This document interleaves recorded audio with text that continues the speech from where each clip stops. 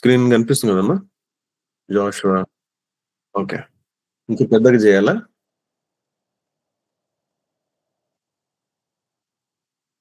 How about now? Okay. మిక్కిలిగా ప్రేమించిన మా ప్రియ పరలోక తండ్రి, యేసుక్రీస్తు ప్రభువును బట్టి మరోసారి నీ ఎదుట సాగిలపడతా ఉన్నాం. ఎంతైనా నమ్మదగిన దేవుడు అని మరోసారి ప్రభువా నిన్ను కోరుకుంటున్నాం. దయచేసి నీ కుమారుడు ప్రభువైన యేసుక్రీస్తు వారి రక్తంతో మమ్మల్ని మరోసారి కడిగి, శుద్ధీకరించి, ఓ ప్రభువా నీ ఉద్దేశ్యం, నీ సంకల్పం యొక్క చిత్త కేంద్రంలో మమ్మల్ని బంధించమని ప్రార్థిస్తా ఉన్నాం. ప్రభా ఎంతో బలహీనులము. దయగల తండ్రి తిరిగి తిరిగి జారిపోయేటువంటి వారము, పడిపోయేటువంటి వారము. దయగల తండ్రి మరి ఆత్మ సంబంధమైనటువంటి విషయంలో ఎంతో మూర్ఖత్వం కలిగినటువంటి వారము. ఎంతో మూఢులము. దయగల తండ్రి ప్రభా ఆత్మ సంబంధమైనటువంటి మందులము అని ఒప్పుకుంటున్నాం. దయగల తండ్రి మమ్మలను దయచేసి నీ ఆత్మతోనే, నీ వాక్యంతోనే, నీ రక్తంతోనే మీరే మమ్మల్ని దర్శించి మమ్మల్ని బాగు చేసి మీరు అనుకున్నటువంటి స్థలము, మీరు అనుకున్నటువంటి స్థాయిలోనికి, మీరు అనుకున్నంతటి ప్రభా లోబడేటువంటి అనుభవంలోనికి ప్రభా నీ సంకల్పం యొక్క కేంద్రంలోనికి మమ్మల్ని నడిపించమని ప్రార్థిస్తా ఉన్నాం. ప్రభా గత సంవత్సరం అంతా కూడా మీరు మమ్మల్ని కనికరించారు, భద్రపరిచారు. ఆ రీతిలుగా ప్రభా మీరే మమ్మల్ని నడిపించారు. అనేకమైనటువంటి పరిస్థితుల మధ్యన మీరే చాలిన దేవుడే నడిపించారు. అందును బట్టి స్తోత్రములు. దయగల తండ్రి ఈ నూతన సంవత్సరంలోనికి మీరు మమ్మల్ని ప్రవేశపెట్టడానికి మేము ఏమాత్రం అర్హులం కాదు. దయగల నీ వాక్యం సెలవిస్తున్నటువంటి రీతిగా మేము నిన్నటి వారమే. దయగల తండ్రి ప్రభా నిన్నటి వారమని ఒప్పుకుంటున్నాం. అలాంటిది మా అందరికంటే ప్రభా మీరే అధికంగా మా విషయమై ఓర్చుకున్నారు. మా విషయం ఓపిక పట్టినారు. దీర్ఘశాంతం చూపించినారు.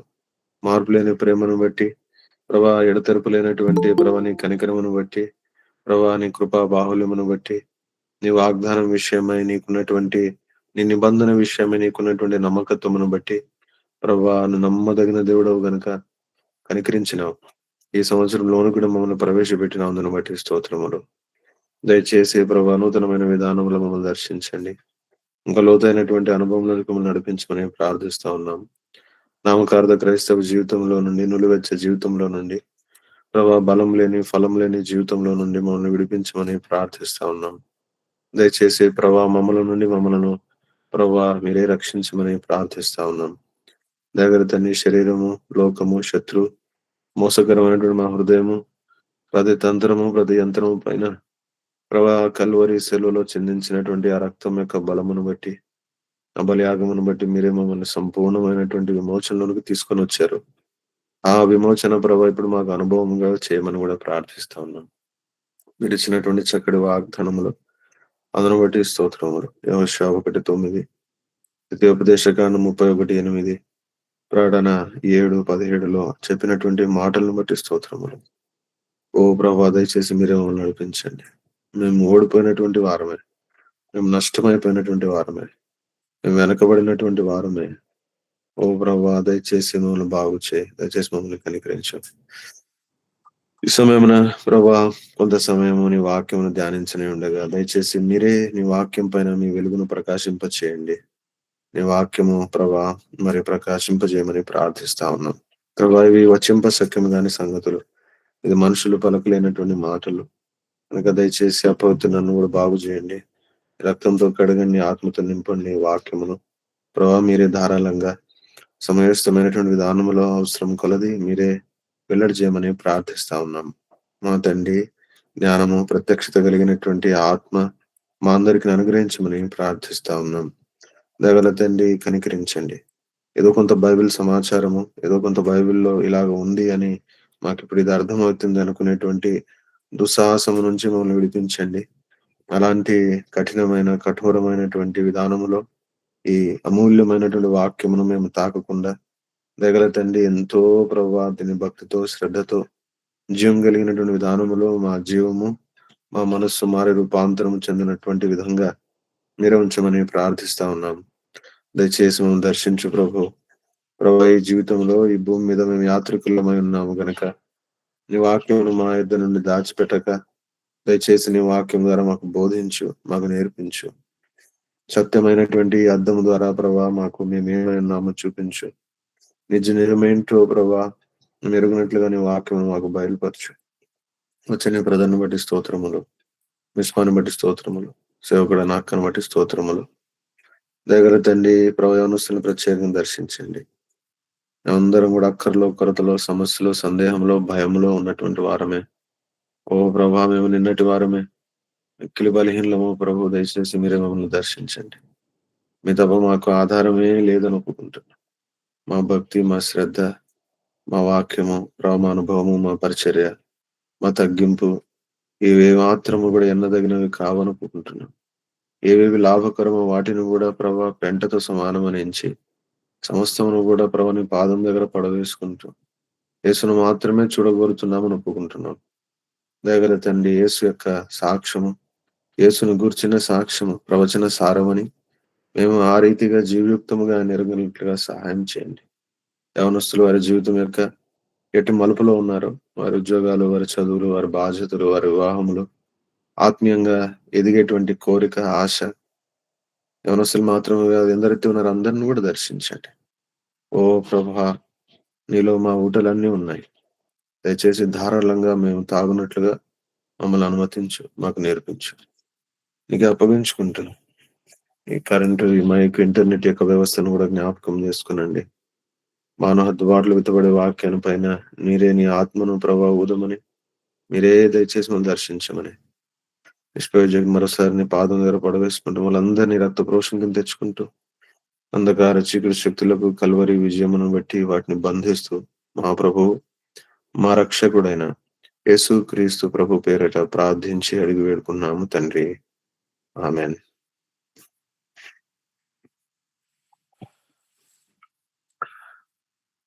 మీరందరూ కెమెరాలు ఆఫ్ చేసుకొని పెట్టుకుంటే ఎట్లబ్బా? హ్మ్. నేను కూడా ఆఫ్ చేసుకోవాలి ఇంక అలాగైతే కెమెరా. కనీసం అబ్బాయిలు మీరన్నా పెట్టుకోవచ్చు కదా! అవునా? హ్మ్. సరే. మంచిదే. ఇంకొకటి మీరు మధ్య మధ్యలో కెమెరాలు ఆఫ్ చేయాల్సిన అవసరం ఏం లేదు. పిల్లలొచ్చి ఏమన్నా అటు ఇటు చేసినా దానివల్ల ఏమి ఇబ్బందేం కాదు. అర్థమైందా? అన్నిటికంటే పెద్ద ఇబ్బందేంటంటే నేనొక్కడినే అట్లా కెమెరాలో కనపడడం. అలాగని అన్న ప్రైజ్ లార్డ్ అన్న. ప్రైజ్ లార్డ్ అన్న. Happy new year. Praise Lord అన్న.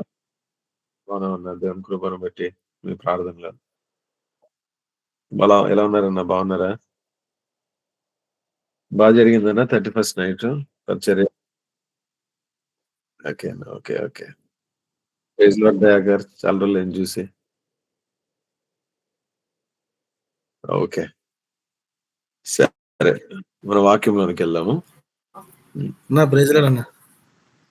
Praise Lord. Praise lord.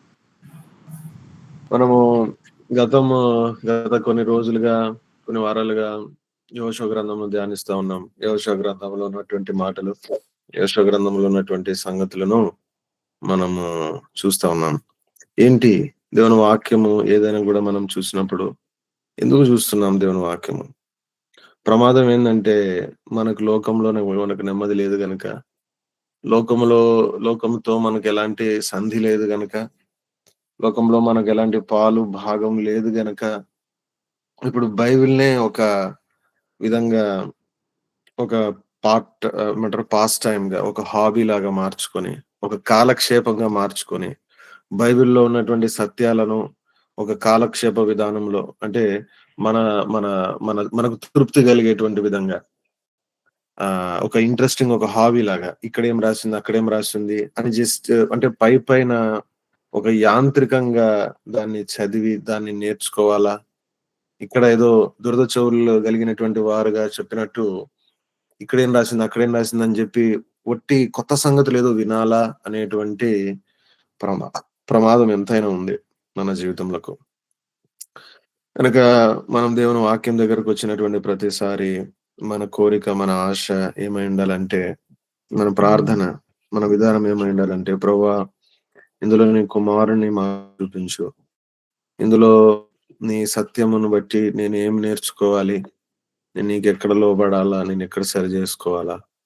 అనేటువంటిది నాకు చూపించు. అలాంటి అంతరంగమైనటువంటి ప్రశ్నలు, అలాంటి మనల్ని మనం పరీక్షించుకునేటువంటి విషయాలు వాటి వాటిని బట్టి మనం దేవుని వాక్యం దగ్గరకొస్తే, అప్పుడాయన తప్పక మనకు చూపిస్తాడు. మనకు మత్తయి సువార్తలో గుర్తున్నటువంటి మాట ఉంది గదండీ! 11 అధ్యాయంలో ఏమంటాడంట? ఆయన జ్ఞానులకును, వివేకులకును ఈ సంగతులను ఏం చేశాడంట? మరుగు చేశాడంట కదా! అంటే నేనేదో జ్ఞానం సంపాదించుకోవాలా? కదా! నేను ఏదో గొప్ప వివేకిగా కనిపించాలా అనేటువంటి వైస్ అండ్ ప్రూడెంట్ అలాంటి మన మనసుతో మనమొస్తే, దేవుడు తన వాక్యమును తను తాను తనను, తన కుమారుడిని ఆయన మరుగు చేస్తాడు. దాచుతాడంట కదా! కానీ అలా గాకుండా మనము ఎంతో తగ్గింపులో మరి చిన్న పిల్లల వంటి విధంగా కదా! చిన్న పిల్లలు ఎందుకొస్తారు తల్లి దగ్గర, తండ్రి దగ్గర? ఇంక వాళ్ళకి వేరే ప్రపంచం ఏం లేదు. వాళ్ళ వాళ్ళ ప్రపంచం అంతానే తల్లి, తండ్రి కదా! ఆ రకంగా మనము దేవుణ్ణి ఎరగాల. ఇంక నాకు ఈ లోకంలో ఏం లేదు గదా! నిజంగానే జెప్తే ఈ లోకంతో మనకేం సంబంధం లేదు గదా! వాస్తవంగా అంటే ఇది ఎంతవరకు మన అనుభవంగా మారిందో తెలియదు గానీ, ఈ జీవితంలో ఈ లోకంతో నాకు సంబంధం లేదు గదా! మరి నాకు సంబంధం అంతా గూడా ఉన్నది ఎవరు అంటే దేవుడే కదా! కీర్తన 73లో రాసాడు గదా! లోకంలో ఎవరున్నారంట? ఇంకెవరు లేరంట నీ తప్ప కదా! నేను కోరుకునేది ఎవరంట? నీ తప్ప ఇంకెవరు లేరంటున్నాడు కదా! ఆ రకంగా అటువంటి అనుభవముతో దేవుని వాక్యం దగ్గరకొచ్చినప్పుడు, అప్పుడు దేవుడు తేటగా మాట్లాడేవాడుగా ఉన్నాడు. ఆయన మాట్లాడడానికే ఇష్టపడుతున్నాడు. ఆయన తను తాను బయలుపరుచుకోవాలనే తన మనసంతా గూడా. కానీ ఏంటి, అది చేయాల్సినటువంటి విధానంలో చేయకపోతే, పిల్లలుగా రాకపోతే ఆయన చేయడు కదా! ఏదో యాంత్రికంగా, ఏదో టెక్నిక్ లాగా ఒక దీన్ని ఎట్లా చేయాలా? దీన్ని ఎట్లా నేర్చుకోవాలా? దీన్ని ఏంటి? అనేటువంటిది వస్తే ఆయన దాన్ని మరుగు జేస్తాడు. మరి మీరొక ప్రశ్న అడగవచ్చు. మరి అన్న అలాగైతే మరి వాక్యం ఎలా చదవాలా? ఏముంది దీంట్లో? ఇక్కడేం రాసింది, అక్కడేం రాసిందని ఇవన్నీ చూడకూడదా? చూడాల. కదా! చూడండి ఎలాగైతే యేసుక్రీస్తు ప్రభు దేవుడా? ఆయన మానవుడా? చెప్పండి. దేవుడనా? దేవుడేనా ఆయన? మానవుడు ఆ! He is truly God and truly man. హ్మ్. సంపూర్ణంగా దేవుడాయన. అదే విధంగా సంపూర్ణంగా మనిషాయన. మనం చాలా సార్లు మన మన మైండ్‌లో మనం కొన్ని ఆలోచించుకొని అట్లా పెట్టుకొనుంటాము. ఇంకా మన లైఫ్ ఇంక అట్లే నడుస్తుంటది. ఆ ప్రీ కన్సీవ్డ్ నోషన్స్‌తో మనము గిరగీసుకున్నటువంటి కొన్ని సంగతుల మధ్యన మనం అట్లనే మన జీవిత ప్రయాణము కొనసాగిస్తా ఉంటాం. యేసు ప్రభువుని గురించి, దేవుని గురించి గూడా దేవుని వాక్యం గురించి లేదంటే ఆత్మ సంబంధమైన విషయాల గురించి అలాంటి కొన్ని అజంప్షన్స్ ఉంటాయి మనకు. Pre conceived notions. చాలా సార్లు మనం దాన్ని పరీక్షించుకోవాల. అది ఎక్కడి నుంచి వచ్చుంటది? మనిషి కురుచైనటువంటి చేతితో గుర్తుంది గదా మీకు? మనం ఇంతకు ముందు జెప్పాము. ఎలాగా అదేమంటారు? ఆహ్, మూర. కొలమూర. మూర అంటే ఏంటి? ప్రకటన గ్రంథం 21:17 వచనంలో రాయబడింది గదా! అది మనిషిని యొక్క ఏంటంట? ఆ! మనిషిని యొక్క it's the measure of man. మనిషి కొలత అంటది. మనిషి కొలత. అంటే మనిషి కొలుస్తున్నాడు దైవికమైనటువంటి సంగతులు కొలమురతో. మనిషి తన చిన్న బుల్లి చేతితో ఆ అనంతమైనటువంటి దేవుడిని కొలవడానికి ప్రయత్నిస్తున్నాడు దైవికమైన విషయాలు. ఎంత దొరుకుతదంట? మహా అంటే సగమే దొరుకుతదంట. దానికంటే మించి దొరకదంట. అలాంటోళ్ళం మనము. అలాగా తిరిగి ఆ మాట దగ్గరకొస్తే యేసుక్రీస్తు ప్రభు దేవుడా? మానవుడా? అంటే ఆయన సంపూర్ణంగా దేవుడు, సంపూర్ణంగా మానవుడు. అందుకే ఇద్దరిని గూడా కలపగలిగినాడు. ఆయన మానవుడు గాకపోతే నీ నీ స్థానం ఎట్లా తీసుకుంటాడు? ఆయన నీ కొరకు, నా కొరకే చెల్లించిన క్రైము అది ఎట్లా సరిపోతది? కదా! గనక ఆయన మన మన స్థానం ఆయన రక్తమాంసములో పాలువాడైనాడంట. చూడండి ఎంత చక్కగా చెప్తాడు. కదా! తిమోతికి కూడా రాస్తే ఏమంటున్నాడంటే దేవుడొక్కడే, దేవునికి మానవునికి మధ్యవర్తి ఒక్కడే అని ఏం చెప్తున్నాడు? క్రీస్తు యేసు అను నరుడు అంటున్నాడు. కదా! అపోస్తుల కార్యము 13 అధ్యాయంలో గూడా ఉంటది. ఏమని అంటాడంటే, ఈ మనిషిని బట్టి త్రూ థిస్ మ్యాన్ అంటాడు. యేసుక్రీస్తు ప్రభు మనిషి అయినాడు. కదా! ఆయన సంపూర్ణమైనటువంటి మానవుడైనాడు. సంపూర్ణమైనటువంటి దేవుడాయన ఎప్పటికి. గనక ఆయన, ఆయననే వాక్య స్వరూపి అయినటువంటి దేవుడు. గనక వాక్యానికి గూడా ఏముంది జెప్పండి? వాక్యానికి గూడా there is this dual relationship. ఏంటంట, ఒకవైపు జూస్తే దైవికమైనటువంటి, పరసంబంధమైనటువంటి సంగతులున్నాయి వాక్యము. లేదంటే ఆ కోణం ఉంది వాక్యానికి. మరి అదే సమయంలో ఏముంది జెప్పండి? ఒక ఒక మానవ కోణం గూడా ఉంది. మానవ కోణంతో మనం చదువుతాము, రాస్తాము, దానికి కంటత పడతాము, గుర్తుపెట్టుకుంటాము కదా! ఎలా చదవాలా? ఎలా నేర్చుకోవాలా? ఎలాగుంది? ఏంటి? అని జెప్పి సంగతులన్నిటి గురించి మనము లేదంటే కొంత టెక్నిక్ అర్థం జేసుకొని పెద్దవాళ్ళ దగ్గర, మనకంటే ముందున్న వాళ్ళ దగ్గర ఈ సంగతులను బట్టి మనము అంటే మానవ కోణము అనగా ఈ ఈ ఈ యొక్క మన మనస్సులోనికి దేవుని వాక్యం, మన హృదయంలోనికి దేవుని వాక్యము ప్రవేశించి జాగ్రత్తగా భద్రంగా ఎట్లా ఉంచాలా అని ఒక క్రమబద్ధంగా దాన్ని నేర్చుకోవడం, చదవడం ఇవన్నీ జేయాల. కానీ అంతేనా? అంతే జేస్తే మరి పొరపాటయితది గదా! యేసు ప్రభు ఒట్టి మానవుడే అని జెప్తే అది మళ్ళా పొరపాటయితది గదా! కానీ ఆయన సంపూర్ణంగా దేవుడు కూడా. అలాగే వాక్యము గూడా ఈ మానవ సంబంధమైనటువంటి యంత్రాలు కదా! మానవ సంబంధమైనటువంటి ప్రయాసము, మానవ సంబంధమైనటువంటి యొక్క ప్రయత్నం ఇదంతా అయిన తర్వాత మనం జేయాల్సినటువంటి గమనిక ఏంటంటే ఇది దేవుని వాక్యము అని జెప్పి ఆత్మ సంబంధమైనటువంటి విషయము. అంతరంగంలో ఉన్నటువంటి సంగతిగా, పరీక్షించుకునేటువంటి విషయముగా, దేవుని లేఖనముగా, దేవుని దైవావేశం వలన రాయబడినటువంటి పరిశుద్ధమైనటువంటి లేఖనాలుగా అట్లా మనం దేవుని దగ్గరికి మళ్ళా వాక్యం దగ్గరికి రావాలా. గనక both of these things are needed. కొన్నిసార్లు మనం ఏం చేస్తాం ఉట్టిగా జస్ట్ ఇట్లా చదవాలా, ఎలా చదవాలా, ఏంటి, దీని మీనింగ్ ఏంటి, ఇక్కడ ఎందుకు ఇలాగుంది, అచ్చా ఇది అన్న ఇట్లా చెప్పారు, లేకపోతే అంకుల్ ఇట్లా చెప్పారు, లేకపోతే పలానా ఇట్లా హెబ్రోన్‌లో ఇట్లా చెప్పారు నేను విన్నాను, మళ్ళీ రాసుకుందాం అని చెప్పి. మంచిదే అవన్నీ చేయాలా.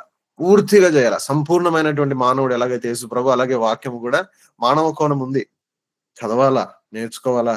ఆ భాషలో ఏముంది, ఈ భాషలో ఏముంది, అలాగేముంది, ఇలాగేముంది, ఇక్కడెందుకు ఇలాగుంది, ఇక్కడే ఈ పుస్తకం దీని తర్వాత ఎందుకుంది, ఇవన్నీ నేర్చుకోవాలా.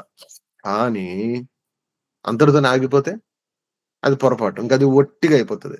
ఇంకా దాంట్లో జీవం అనేటువంటిది ఏముండదు. అవన్నీ జేసిన తర్వాత కదా! దాని ముందు, దాని వెనక, దానితో పాటు జేయాల్సిన మరొక సంగతుంది. అదేంటి? ఇది దైవావేశం వలన కలిగింది. All scriptures are given by the inspiration of God. Breathed by the Holy Spirit కదా! అని అట్లా మనం దేవుని వాక్యం దగ్గరికి రావాల. సరే. అలాగా దేవుని వాక్యంలో మనం యెహోషువ గ్రంథం దగ్గరకొచ్చాం. ఉపద్ఘాతంగా మనం చెప్పుకున్నటువంటి సంగతులేంటంటే, యెహోషువ గ్రంథము అది ఆ రీతిగా మనకివ్వబడ్డానికి కారణం ఏంటి అంటే, దేవుడు ద్వితీయోపదేశ కాండంలో ఈ దేశం ఎలాంటిదో వివరించాడు. ఈ దేశం ఎలాంటిదో వివరించాడు వాళ్ళకు కదా! ఈ దేశం ఎలాంటిదో, దీంట్లో ఎలాంటి సంగతులున్నాయి, ఇవన్నీ గూడా వివరించాడు. ద్వితీయోపదేశ కాండంలో. ద్వితీయోపదేశ కాండము 6 అధ్యాయం జూస్తే క్షమించండి 7 అధ్యాయం జూస్తే అక్కడ దాంట్లో ఎలాంటి సమృద్ధి ఉంది అనేటువంటి సంగతులు మనం జూసాం. చదువుతారా? 7 అధ్యాయం త్వరగా. 7 అధ్యాయము, 7 అధ్యాయము 8 వచనము నుండి చదవండి.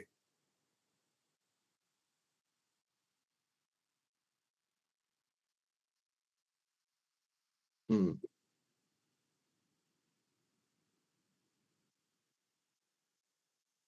హ్మ్. నేను యెహోషువ చెప్తున్నారా? సారీ ద్వితీయోపదేశ కాండం 7 అధ్యాయము 8 వచనం నుండి. సారీ. చదవమ్మా. హ్మ్. కంటిన్యూ. హ్మ్. యాహ్!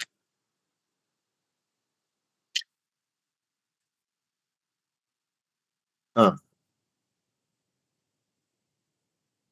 హ్మ్.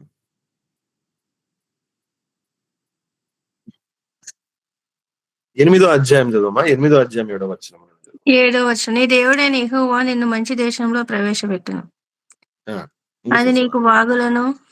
లోయలలో నుండియు, కొండల్లో హ్మ్. నుండియు, పారు ఊటలను, అగాధ హ్మ్. జలములను గల దేశం.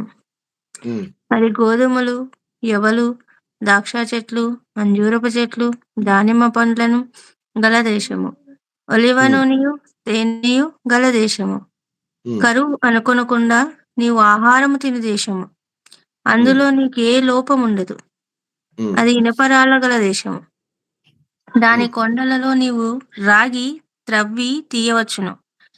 నీవు తిని తృప్తి పొంది నీ దేవుడైన యెహోవా నీకిచ్చిన మంచి దేశమును బట్టి ఆయనను స్తుతింపవలెను. హ్మ్.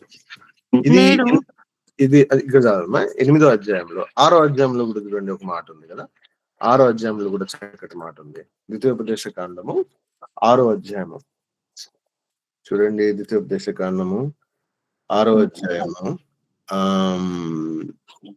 10-11 వచనాలు చూడండి. ఎలాంటి నీ దేశం దేవు అంటే నీ దేవుడైన యెహోవా నీ పితరులైన అబ్రహాము, ఇస్సాకు, యాకోబులతో చేసిన ప్రమాణమును బట్టి నిన్ను ఆ దేశంలో ప్రవేశపెట్టి, నీవు కట్టని గొప్పవగు మంచి పురములను, నీవు నింపని మంచి ద్రవ్యముల చేత నింపబడిన ఇండ్లను, నీవు త్రవ్వకపోయినను త్రవ్వబడిన బావులను, నీవు నాటని ద్రాక్ష తోటలను, ఒలీవల తోటలను నీకిచ్చిన తరువాత నీవు తిని తృప్తి పొందినప్పుడు దాసు దాసుల గృహమైన ఐగుప్తు దేశంలో నుండి నిన్ను రప్పించిన యెహోవాను మరవకుండా నీవు జాగ్రత్త పడుము.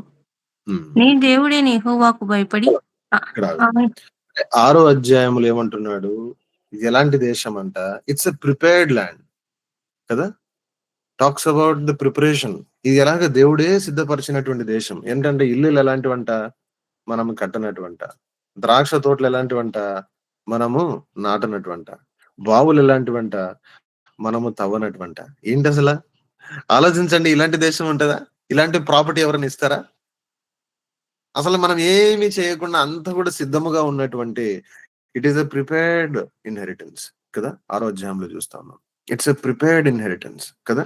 దాని తర్వాత 8వ అధ్యాయంలో చూసాం. 8లో చూసాం మనం కదా. ఏంటంట 8లో మనం చూసినటువంటి మాట మరొకసారి చదువుతారమ్మా. 8లో ఆ మాట 8వ అధ్యాయము. నీ దేవుడైన యెహోవా నిన్ను మంచి దేశంలో ప్రవేశపెట్టును. అది నీటి వాగులను, లోయలలో నుండియు, కొండలలో నుండియు పారు ఊటలను, అగాధ జలములను గల దేశము. అది గోధుమలు, యవలు, ద్రాక్ష చెట్లు, అంజూరపు చెట్లు, దానిమ్మ పండ్లను గల దేశము. ఒలీవ నూనెయు, తేనెయు గల దేశము. కరువు అనుకొనకుండా నీవు ఆహారము తిని దేశము. అందులో నీకు ఏ లోపము ఉండదు. అది ఇనపరాళ్ళు గల దేశము. కదమ్మా. దానికి ఇది రెండోది ఏంటిది? It's an inheritance which has provision. మొదటిది ఏంటంటే ఇన్హెరిటెన్స్ విచ్ ఇస్ ప్రిపేర్డ్ కదా, సిద్ధపడినటువంటి. ఇప్పుడు నేను ఇది ప్రిపేర్డ్, ప్రొవిజన్ అని పదాలు చెప్తుంటే అబ్బా ఇదేదో బాగుందని చెప్పి రాసుకోవడం మంచిదే, రాసుకో. కానీ దీని వెనక అక్కడే ఆగిపోవద్దు. అక్కడ ప్రమాదం ఉంది, జాగ్రత్త. అక్కడ ప్రమాదం ఉంది. నువ్వు ఇది రాసుకోవడంలోనే ఒక ప్రమాదం కూడా ఉంది. ఏంటంటే అది రాసుకున్నంతట్లోనే అబ్బాయి నాకు అర్థమైపోయింది, అది కాదు దాని అంతు. ఆ పదం దానికి వాడకపోయినా కూడా దాంట్లో ఉన్నటువంటి సత్యం ఏంటో అది నీ మనసులోనికి రావడం చాలా ప్రాముఖ్యమైనటువంటి విషయం. యేసుక్రీస్తు ప్రభులో దేవుడు సిద్ధపరిచినటువంటి ఆ యొక్క ధననిధి, ఆ కృపాతి, ఆ కృపా మహదైశ్వర్యము, ఎఫెసీ పత్రికలో రాయబడినటువంటి the riches of his grace, అది ఎలాంటిదంట? అది సిద్ధపరిచినటువంటిదంట. నేను దాన్ని కట్టలేదు, నేను దాన్ని నాటలేదు, నేను దాన్ని తవ్వలేదు, అలాంటిదంట అని చెప్పి నువ్వు గుర్తించడం అనేటువంటిది ప్రాముఖ్యమైన సంగతి కదా. అంతేగాని ప్రొవిజన్, ప్రొటెక్షన్, ప్రిపేర్డ్ అనేటువంటి పీపీపీ అనే పదాలు దొరికినాయని చెప్పి అది వెళ్ళావు అనుకో, అది ప్రమాదము. అది మనసులో జస్ట్ మనిషిగా మనకు బుర్రకు మనము అంటే మీ విషయం తెలియదు కానీ నేను డల్ మనిషిని కాబట్టి గుర్తు పెట్టుకోవడానికి జస్ట్ అట్లా ఒక న్యూమానిక్ అనమాట అంతే.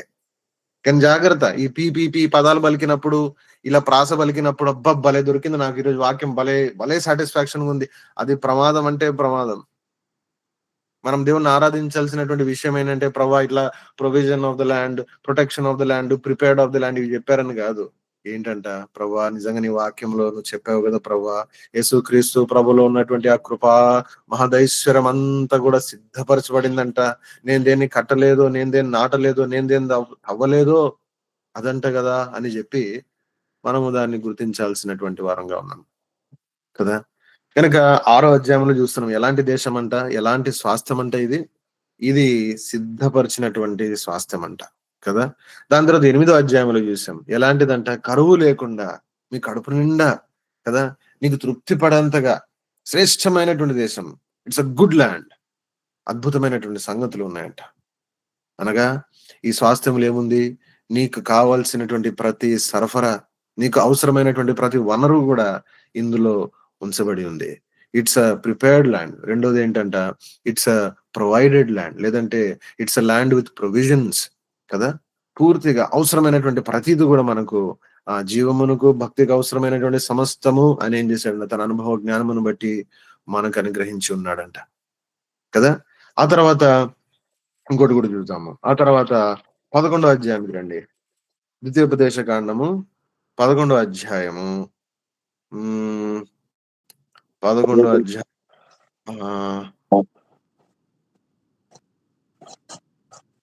చూడండి. 11వ అధ్యాయము 10, 11 వచనాలు చదవండి. మీరు స్వాధీనం పరుచుకొనబోవు దేశము మీరు బయలుదేరి వచ్చిన ఐగుప్తు దేశం వంటిది కాదు. అక్కడ నీవు విత్తనములు విత్తి కూర తోటకు నీరు కట్టినట్లు నీ కాళ్లతో నీ చేలకు నీరు కట్టితివి. మీరు నది దాటి స్వాధీనపరుచుకొనుటకు వెళ్ళుచున్న దేశము కొండలు లోయలు గల దేశం. అది ఆకాశ వర్ష జలము త్రాగును. అది నీ దేవుడిని యెహోవా లక్ష్యపెట్టు దేశము. నీ దేవుడిని యెహోవా కన్నులు సంవత్సరాది మొదలుకొని సంవత్సరాంతం వరకు ఎల్లప్పుడూ దాని మీద ఉండును. చాలా బాగుంది. ఏంటంట ఇంకొకటి, ఇది మూడో కోణం దీంట్లో మనం చూస్తా ఉన్నాం. ఏంటంటే ఎలాంటి దేశం అంటే ఇది, ఎలాంటి దేశం అంట, వారు ఐగుప్తులో ఉన్నప్పుడు అంట వాళ్ళకి నీళ్లు ఎట్లా వచ్చినాయంటే, ఐగుప్తులో ఉన్నటువంటి నైల్ నది యొక్క నీళ్లను వాళ్ళు వాడుకుంటూ వచ్చారు. అనగా భూమి మీద ఉన్నటువంటి ఒక నది ఆ దేశాన్ని అంతటిని కూడా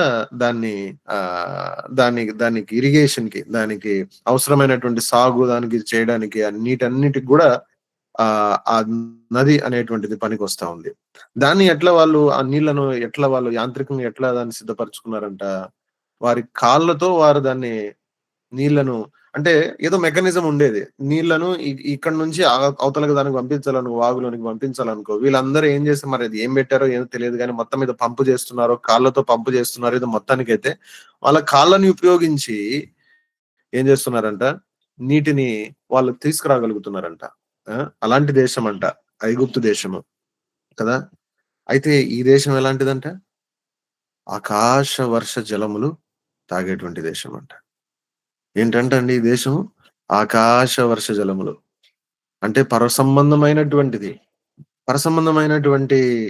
అక్కర తీర్చబడతా ఉంది. పరసంబంధమైనటువంటి విధంగా దీనికి అవసరమైనటువంటి ప్రతిది కూడా ఇవ్వబడతా ఉంది. ఇంకెలాంటి దేశం అంట, సంవత్సరం యొక్క ఆరంభము నుండి అంతం వరకు దేవుని కనుదృష్టి ఉండేటువంటి దేశం అంట. This is a protected land, this is a protected inheritance కదా. ఇలాంటి దేశం ఇది. మూడంతలుగా చూసాం. ఇంకా ఎన్నో విషయాలు ఉన్నాయి. వాస్తవంగా ద్వితీయోపదేశ కాండం కూడా మీరు జాగ్రత్తగా చదువుకుంటా పోతే, మోషే ఇచ్చినటువంటి వర్తమానాలు ఇవన్నీ కూడా మనం క్షుణ్ణంగా చదువుకుంటా వెళ్తే ఆ దేశం గురించి మనకు తెలుస్తుంది. ఎలాగ జరుగుతుంది నీకు ఆ దేశంలో, ఆ దేశం ఎలాగుంటది, ఆ దేశం ఇలాగుంది అలాగుంది, ఏంటి ఆ కృపాది మహతైశ్వర్యము ఎలాంటివా అని చెప్పి అవన్నీ కూడా ద్వితీయ ఉపదేశ కాండంలో ఉన్నాయి. వాస్తవంగా అవన్నీ కూడా పైన కూడా ఉన్నాయి. ఎక్కడ, ఆది కాండము, నిర్గమ, లేవియా, సంఖ్యలు కూడా ఉన్నాయి. కానీ అప్పుడు ఏం చేశారంట, అప్పుడు పట్టించుకోలేదు. ఒక విధంగా చెప్తే మొదటి తరంగా ఉంది, పట్టించుకోలేదు. ఇవ్వబడినటువంటి ఆ ధర్మశాస్త్రములు ఈ సంగతులు వారు గమనించలేకపోయినారు, గుర్తించలేకపోయినారు. అయితే ఇప్పుడు ద్వితీయ ఉపదేశం చేయబడుతున్నారు. ఎవరికి, ఆ మొదటి తరం వెళ్ళిపోయిన తర్వాత మిగిలినటువంటి రెండో తరముకు. మీలో నాలో కూడా ఇప్పుడు ఏం మిగిలింది చెప్పండి? నేను నమ్ముతున్నాను ఏంటంట, రెండో తరం. మొదటి తరం ఏమైపోయింది, ఓడిపోయినాము. మొదటి విధానాలు మనకు ఓడిపోయినాయి. మన మొదటి పోరాటము, లేదంటే మన మొదటి రోషము, మొదటి ఉద్రేకము, మన మొదటి ఊహలు, దైవికమైన విషయాల్లో మన మొదటి సంగతులు అన్ని కూడా ఏమైపోయినాయి, అన్ని కూడా నష్టమైపోయినాయి. ఏం మిగిలింది అంటే ఇప్పుడు చిన్న బిడ్డలు వంటి స్వభావము. ప్రభు తండ్రి యేసయ్య నువ్వే చేయాలా, నువ్వే చేయగలవు, నా భక్తి చేయదు, నా బైబిల్ స్టడీ చేయదు, నా ప్రార్థన చేయదు, ఏది చేయదు. అవన్నీ చేయకూడదని కాదు, అవన్నీ చేయాలా. అవన్నీ చేస్తుండడంతోనే దాని రుజువు నువ్వు ఉన్నావు ఆయనలో అని అర్థము. ఆయన వెంబడిస్తున్నావు, కోరుకుంటున్నావు అని చెప్పి కదా. కానీ ప్రభా నువ్వే చేయాలా అని చెప్పి చిన్నబిడ్డల వంటి స్వభావంలోనికి వచ్చినటువంటి వారికి ఇప్పుడు ఇవ్వబడుతుంది ఏంటి, ద్వితీయ ఉపదేశం. ఇలాంటి వారికి ఏం చేస్తున్నాడు చూడండి, జ్ఞానులకును వివేకులకును ఈ సంగతులను మరుగు చేసినటువంటి దేవుడు ఒకప్పుడు ఇప్పుడు ఈ చిన్న బిడ్డలకు ఏం చేస్తున్నాడు, తాను బయలుపరుచుకుంటున్నాడు. ద్వితీయోపదేశంలో చెప్తున్నాడు ఎలాంటి దేశం ఇది అని చెప్తున్నాడు. కట్టని దేశం అంట, నాటని దేశం అంట, తవ్వని దేశం అంట కదా. ఎలాంటి దేశం అంటే అది prepared land. It's a prepared land. It's a prepared land. దాని తర్వాత 8వ అధ్యాయంలో చూసాం ఎలాంటిదంట, అద్భుతమైనటువంటి సంగతులు చూసాం దాంట్లో కదా. గోధుమలు, యవలు, ఇంకా అనేకమైనటువంటి కదా, దానిమ్మ, ద్రాక్ష, ఇవన్నీ కూడా అద్భుతమైనటువంటి సంగతులు అన్ని కూడా ఉన్నాయంట ఆ దేశంలో. ఎలాంటి దేశం అంట, ఇట్స్ అ ప్రొవైడెడ్ ల్యాండ్ కదా. It's a land of provision కదా. ప్రతిది కూడా జీవముకును భక్తికి అవసరమైనటువంటి ప్రతిది కూడా దేశంలో ఉందంట. మూడో కొనం చూసాం 11వ అధ్యాయంలో. ఎలాంటి దేశం అంట, ఇట్స్ అ ప్రొటెక్టెడ్ ల్యాండ్. సంవత్సరం ఆరంభం నుండి అంతం వరకు దేవుని కనుదృష్టి ఉందంట అక్కడ. మనకి ఇది ఇంటనే మనకి ఎట్లా నోరూరుతుంది, ప్రభా ఇది సాధ్యమా, ఇలాంటి దేశం సాధ్యమా, ఇలాగ ఉండడం సాధ్యమా, ఇటు అనుభవం సాధ్యమా? ఇది సాధ్యమే, ఇది సాధ్యం. అది మనం నేర్చుకోవడానికి వచ్చాం. అది మన ఆశయం ఉండాల బైబిల్ స్టడీలో. ప్రభా దేశం నాకు రావాలి ప్రభా, ప్రభా అనుభవంలోనికి నన్ను తీసుకురా ప్రభా, ఆ అనుభవంలో నన్ను తీసుకురా ప్రభా. ఎంతో పోరాటం ఉంటది.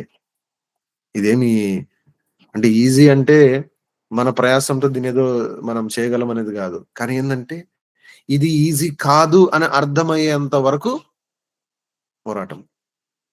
ఇది సులువు కాదు, ఇది మన వల్ల అవ్వదు, ఇది మన వలన కలిగినది కాదు, దీనికి ఏమి కూడా మనం జత చేయలేము అని మనము మన మన మన పూర్తి ఖాళీ అయ్యేంత వరకు ఉండేటువంటిది. ఒక వచనము చూడండి, ఈరోజు పొద్దున నేను ధ్యానిస్తా ఉంటే ఒక దైవజనుడు ఆయన చెప్పినటువంటి చక్కటి మాట. ద్వితీయోపదేశ కాండము 32వ అధ్యాయము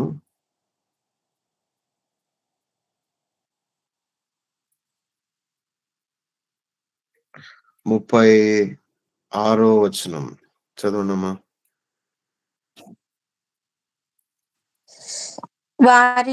వారికి ఆధారం లేకపోవును, నిర్బంధింపబడిన వాడును స్వతంత్రుడను లేకపోవును. యెహోవా చూచును, తన సేవకులను గూర్చి సంతాపపడును. నిజముగా తన ప్రజలకు తీర్పు చేయును. ఆయన వారి నైవేద్యముల క్రొవ్వును తిని వారి అక్కడ ఏమంటున్నాడంటే, ఎప్పుడంట ఇది ఇంగ్లీష్ లో చాలా తేటగా ఉంది. ఇంగ్లీష్ లో ఎవరన్నా ఒకరు చదువుతారా? మిగతా అందరు వినండి ఒకసారి. ఎవరన్నా చదువుతారా? నేను చదువుతానులేండి టైం వల్ల. 36వ వచనం. For the lord shall judge his people and repent himself for his servants when he seeth that their power is gone and there is none shut up or left.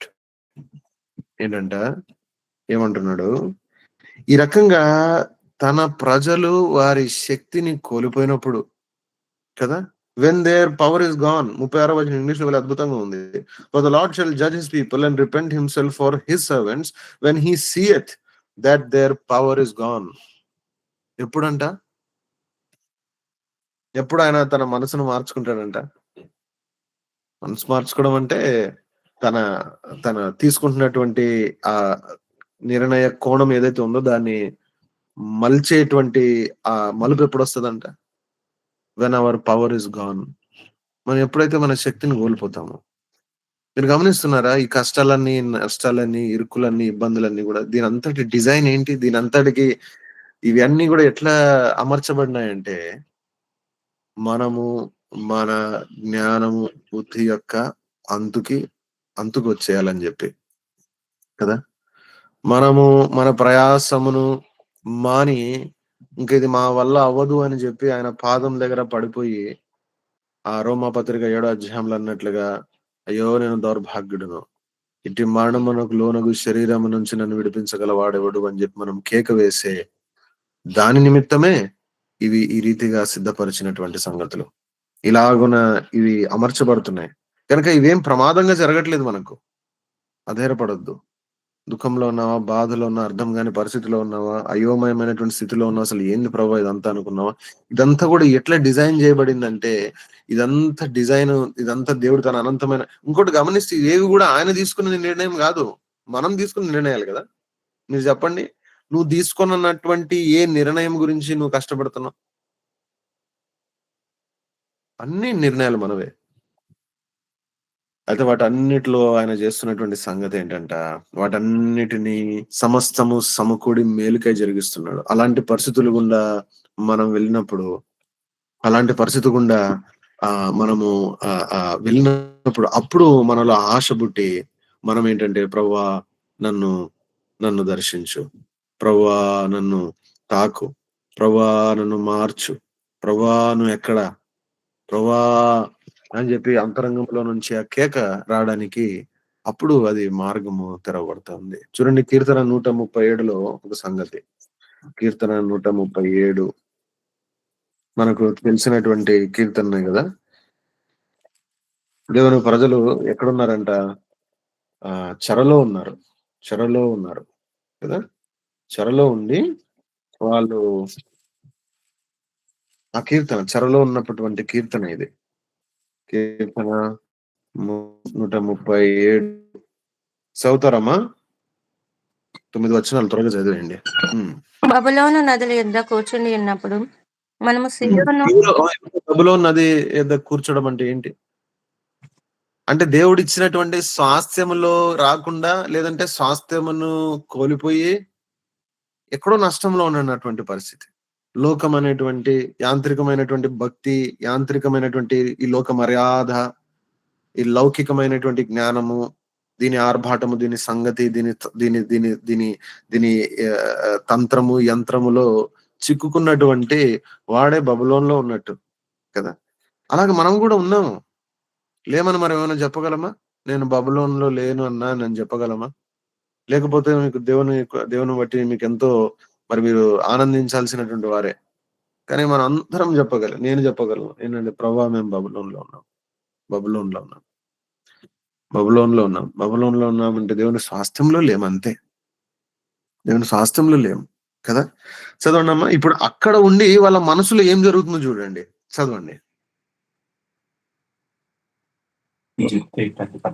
బబులోను నదుల యొద్ద కూర్చుండి ఉన్నప్పుడు మనము సీయోను జ్ఞాపకం చేసుకుని ఏడ్చుండిమి. వాటి మధ్య ఉన్న నివరించి చెట్లకు మన సితారాలు తగిలించితిమి. ఏంటంట అక్కడ కూర్చొని ఎవరిని గుర్తు చేసుకుంటున్నారంట వాళ్ళు? సియోన్‌ను గుర్తు చేసుకుంటున్నారంట. సియోన్ ఏంటి మీకు గుర్తుంది కదా! సియోన్ ఏంటి? పూర్తిగా ప్రతి శత్రువుని దావీదు ఓడించిన తర్వాత అందరిని కూడా స్వాధీనపరుచుకున్నాడు. దాని తర్వాత ఒకరే మిగిలినారంట. యెబూసీలు మిగిలినారు. యెబూసీలు మిగిలినారు. మీరు ఇక్కడికి రాలేవు అని చెప్పారు. అదొక కోట లాంటిదనమాట. సియోను పర్వతం ఒక కోట లాంటిది. ఎంత యెరూషలేము కూడా అయిపోయింది, అంతా అయిపోయింది. కానీ ఆ సియోన్ అనేటువంటి ఆ యొక్క ఒక కోట లాంటి ప్రాంతం వాళ్ళంటున్నారు అంతటిని గెలిచినావులే గానీ దీన్ని గెలవలేవని చెప్పారు. అదేంది అట్లా అంటున్నారు అనంటే అదంతా ఇంప్రెగ్నబుల్ అన్నమాట. అసలది లోపలికి వెళ్ళడానికి వీలు పడనటువంటి అభేద్యమైనటువంటి అదేమంటారు ఒక కోట అది. అయితే నెవర్‌దలెస్ డేవిడ్ అని చెప్పి రాస్తాడు. Nevertheless David. నాకు తెలిసి 2 సమయంలో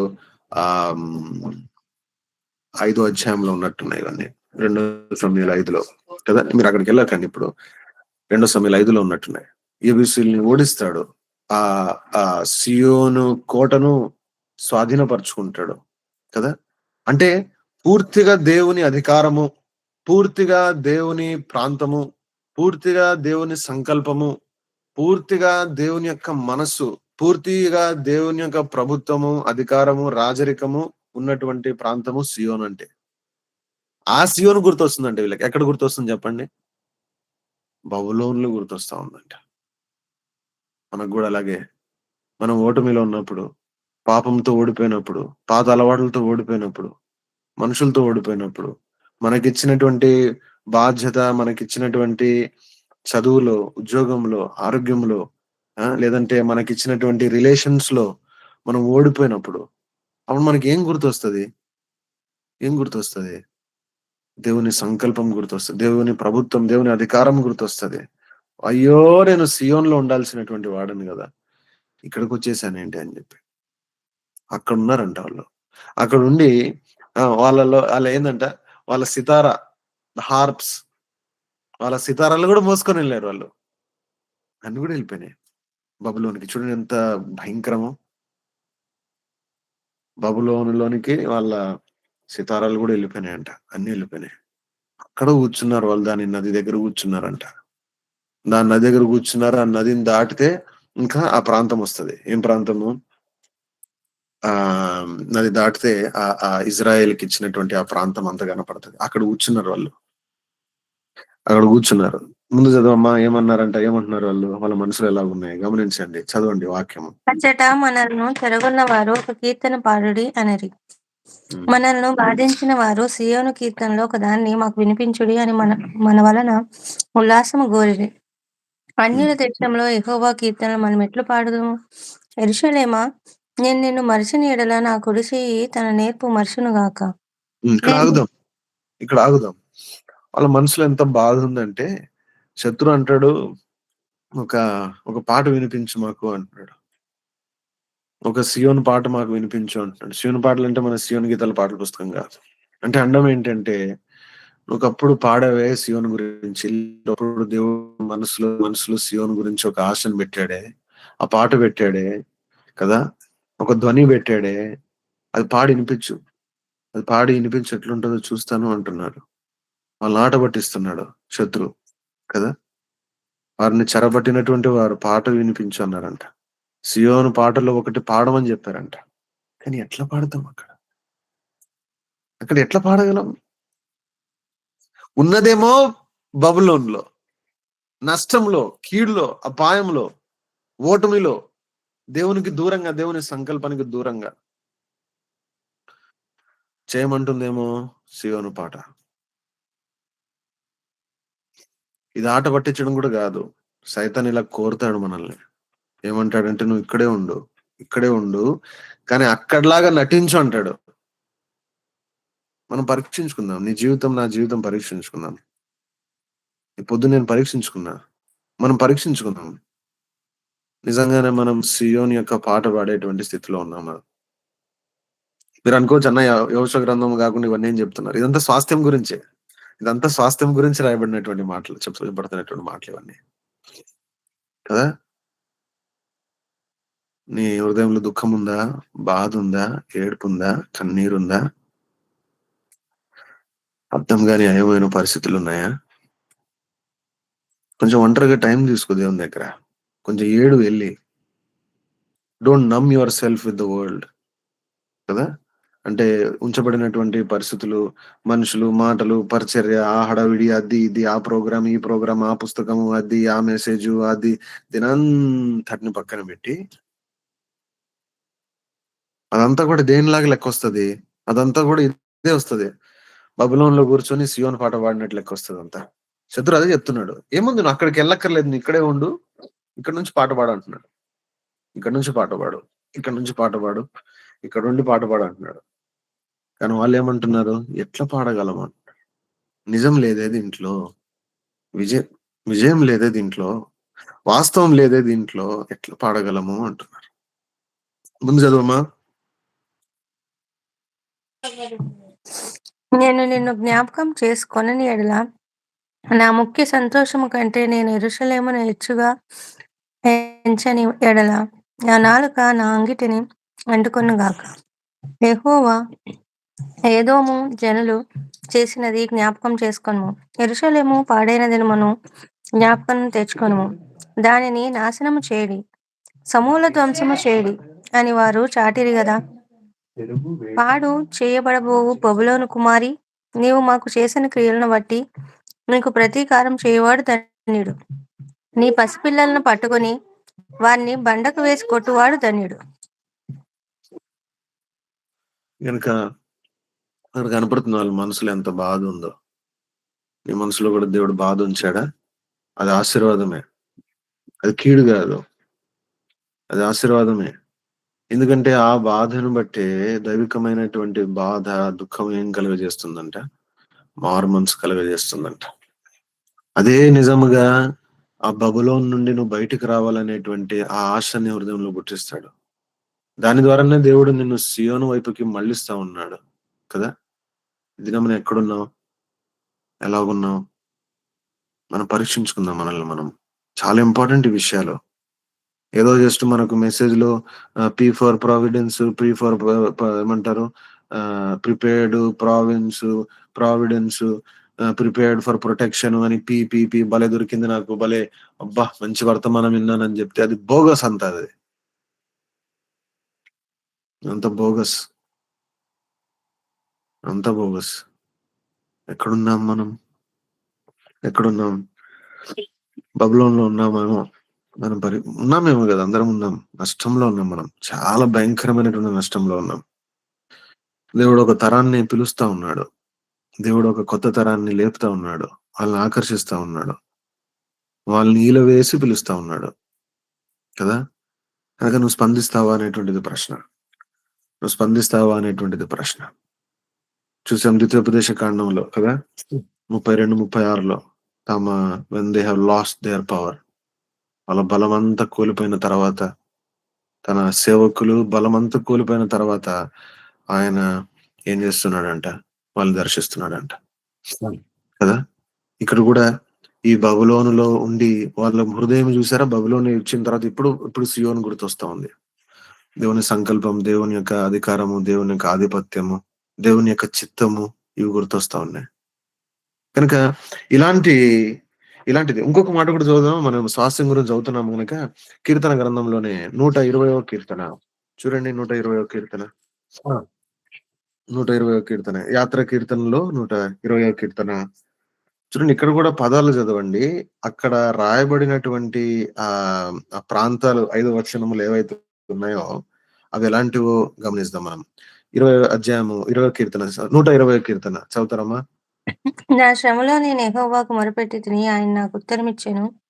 యెహోవా అబద్ధమాడు పెదవుల నుండియు, మోసకరమైన నాలుక నుండియు నా ప్రాణమును విడిపించును. మోసకరమైన నాలుక ఆయన నీకేమి చేయును? ఇంతకంటే అధికంగా నీకేమి చేయును? తంగేడు నిప్పులతో కూడిన బాణములను, బలాఢ్యుల వాడిగల బాణములను నీ మీద వేయును. అయ్యో! హ్మ్. నేను మెషకులో పరదేశినై ఉన్నాను. హ్మ్. కేదారు గుడారముల యొద్ద కాపురమున్నాను. కలహప్రియుని యొద్ద నేను చిరకాలం నివసించిన వాడను.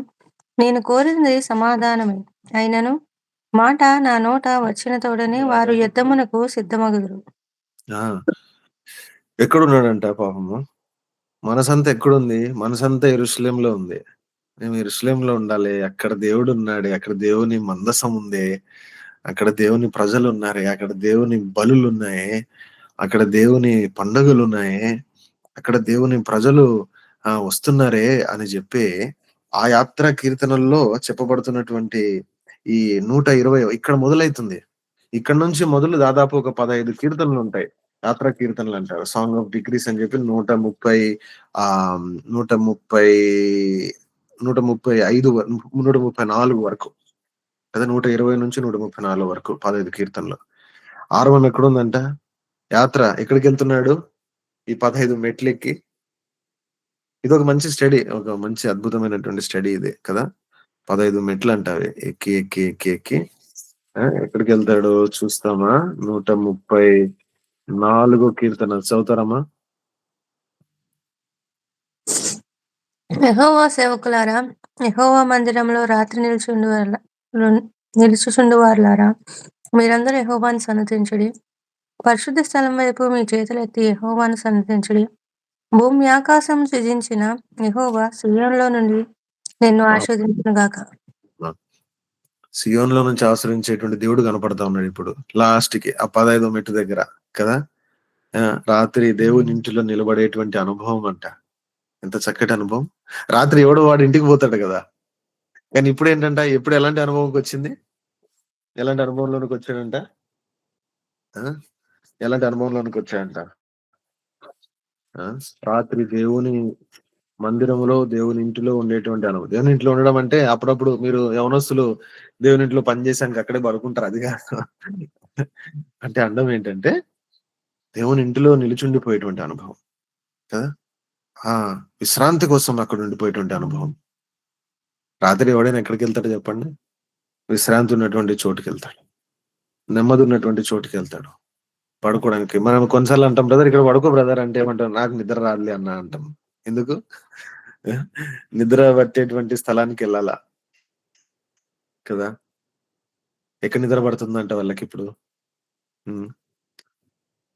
Behold, bless ye the Lord, all ye servants of the Lord, who by the night stand in the house of the Lord. Lift up your hands in the sanctuary and bless the Lord. అక్కడికి అక్కడికి రావాలి ఈయన 15 మెట్లు ఎక్కి.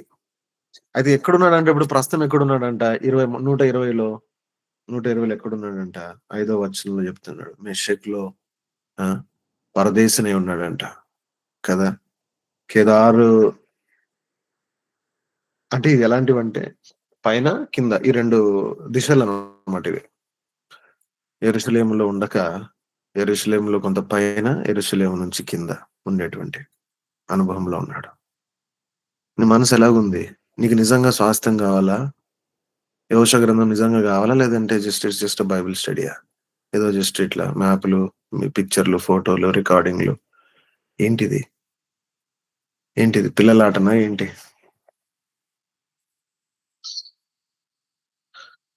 ఇది పిల్లలాట గాకుండా ప్రభు మనకు సహాయం చేయను గాక. కనుక మనము చూస్తున్నటువంటి విధంగా యెహోషువ గ్రంథం, రండి యెహోషువ గ్రంథము మొదటి అధ్యాయం. యెహోషువ గ్రంథము మొదటి అధ్యాయము. యెహోషువ గ్రంథం మొదటి అధ్యాయము 4 వచనము. 3, 4 వచనాలు చదువుతారా? నేను మోషేతో చెప్పినట్లు నేను అడుగుపెట్టు ప్రతి స్థలమును మీకిచ్చుచున్నాను. అరణ్యమును ఈ లెబానోను మొదలుకొని మహానది అయిన యూఫ్రటీస్ నది వరకును, హిత్తీల దేశమంతయు, పడమట మహాసముద్రం వరకును మీకు సరిహద్దు. నీవు బ్రతుకు దినములన్నిటిను ఏ మనుషుడును నీ ఎదుట నిలవలేకుండును. చాలు. నేను మోషే చాలు. చాలు. చాలు. అలాగే ఆహ్, సం సంఖ్యాకాండము 34 అధ్యాయము.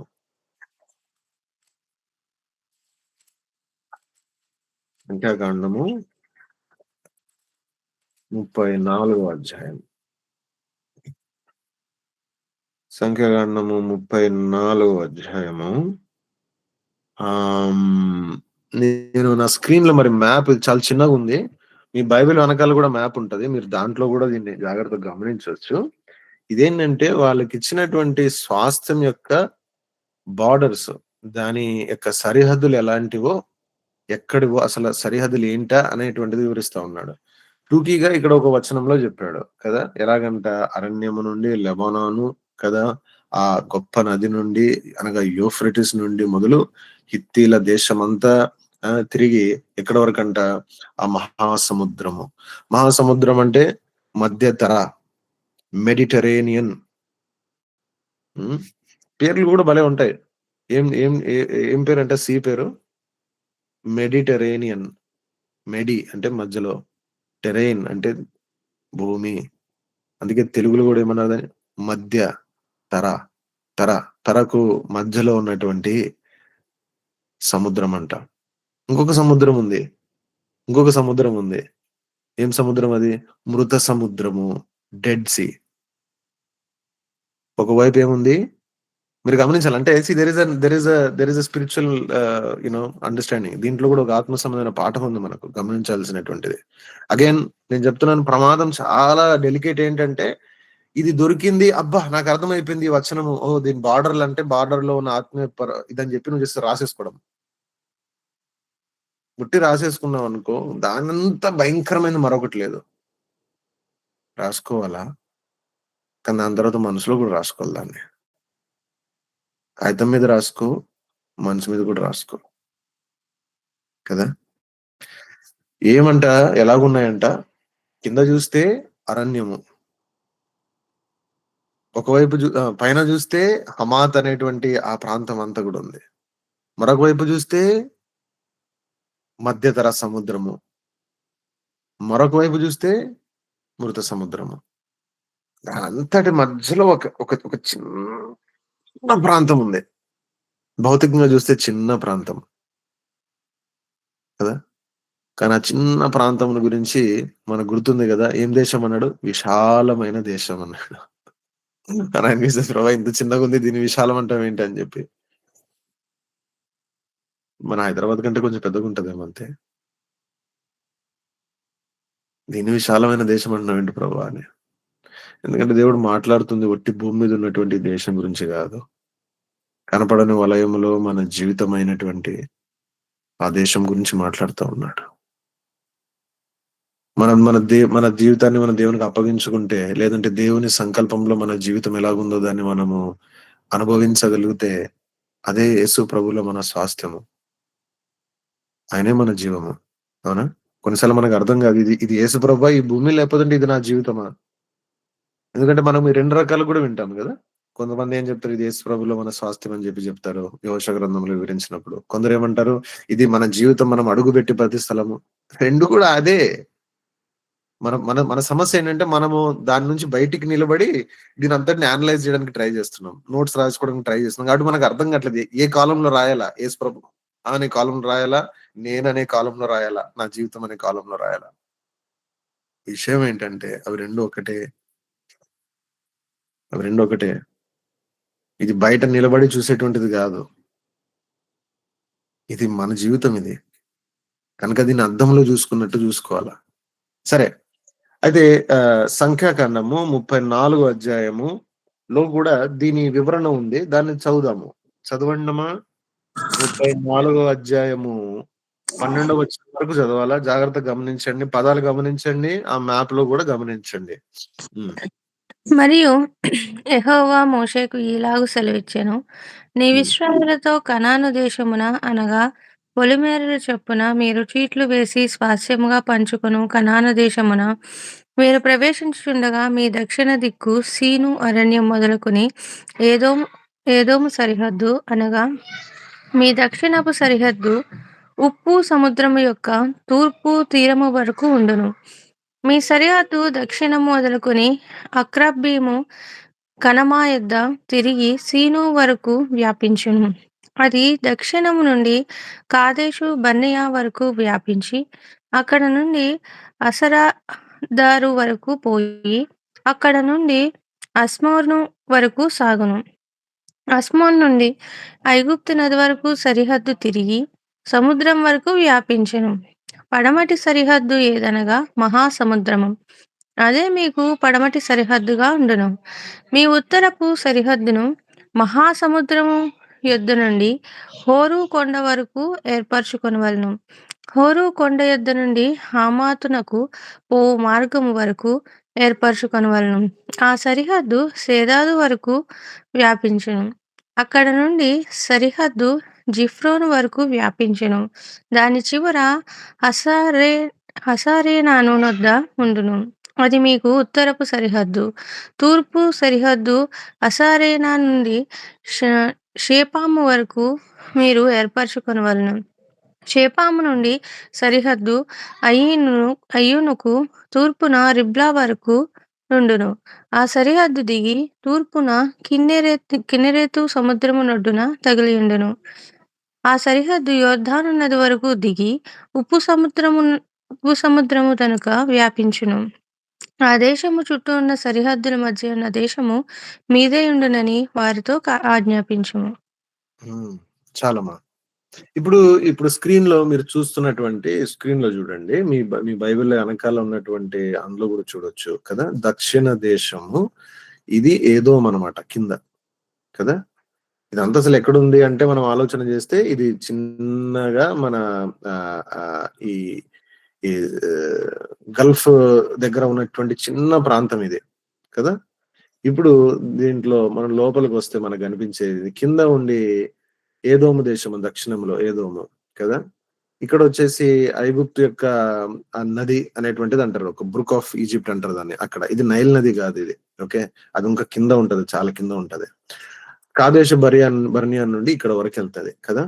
మరి పడమట ఏంటంట మహాసముద్రము, మధ్యధర, మెడిటరేనియన్, మధ్యధర అనేటువంటి ఈ సముద్రం అనేటువంటిది ఉంటది కదా! ఇంకొక వింత ఏంటంటే ఈ సముద్రం గురించి వచ్చినప్పుడు చెప్దాం మాట్లాడదాం కదా! దాని తర్వాత పైకెళ్తే ఆహ్, హోరు పర్వతము కదా! హోరు పర్వతము. ఇది హమాత్ అనేటువంటి ఈ యొక్క దేశం అన్నమాట ఇది. హమాత్. ఇదంతా కూడా మీరు చదవండి. టైం వేస్ట్ చేసుకోవద్దు. టైం వేస్ట్ చేసుకోవద్దు. ఇంపార్టెంట్ మనము 33 మీటింగ్‌లు చేశామనేది కాదు. 33 సార్లు బైబిల్ చదివామనేది ఇంపార్టెంట్. ఒక మీటింగ్ చేసావా లేదా అనేది ఇంపార్టెంట్. అర్థమైందా? హోరు పర్వతము. మళ్ళీ తిరిగి ఇది ఇక్కడ వరకెళ్ళి, ఇక్కడ నుండి కిందికి దిగొస్తది. కిందికి దిగొచ్చి షేపాము కదా! దాని తర్వాత అయీను. అయీను రిబ్లా వరకెళ్తదని జెప్పాడు. ఇది ఏంటి కెనెరెత్ అంటున్నారు గదా! కెనెరెత్ అంటే ఏంటి జెప్పండి? గెనేసరెత్. గెనేసరెత్ అంటే ఏంటి జెప్పండి? గలిలే.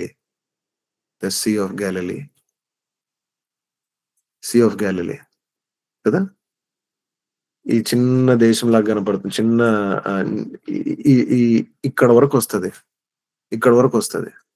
ఇక్కడి వరకొచ్చి ఇది యోర్దాన్ నది. అంటే గలిలయ సముద్రము నుండి మృత సముద్రం. వాస్తవంగా గలిలయ సముద్రం గాదు అది. అది అది ఇట్స్ ఎ లేక్. అయితే అక్కడ నుండి దాని బార్డర్ ఎలాగంట యోర్దాను వెంబడి కిందికి దిగుతదంట. తిరిగి ఎక్కడ వరకొస్తదంట మృత సముద్రము. అట్లా కలుస్తది. ఇది వీళ్ళ దేశం. ఇప్పుడు మీరు చెప్పండి ఎలాంటి దేశం ఇది? మనం చదివాం. మీరు కట్టనటువంటి ఇల్లులు, నాటనటువంటి పొలములు, తోటలు, తవ్వనటువంటి ఏంటంట బావులు గల దేశము. ఆ! చక్కటి యవలు, గోధుమ, ఆహ్, ఆహ్, ఇంకా ఆచ నూనె, ఆహ్, దానిమ్మ చక్కటి పంట కలిగినటువంటి దేశం. ఆకాశ వర్ష జలములు తాగేటువంటి దేశం అంట ఆ దేశం. కానీ మీరు గమనిస్తే ఆ దేశానికి కింద ఏముంది? కిందికెళ్తే ఏముంది చెప్పండి? అరణ్యము. ద విల్డర్‌నెస్ ఆఫ్ జిన్. అరణ్యం. ఇదంతా అరణ్యమే. ఇదంతా అరణ్యమే. కదా! ఇవతల సైడ్‌కెళ్తే ఏముంది? మహాసముద్రం ఉంది. ఎలాంటి సముద్రం ఉంది తెలుసా ఇది? ఇంకొక మీకు అద్భుతమైనటువంటి సంగతి మీరు చదివితే సీ రోమపత్రికలు రాసాడు గదా!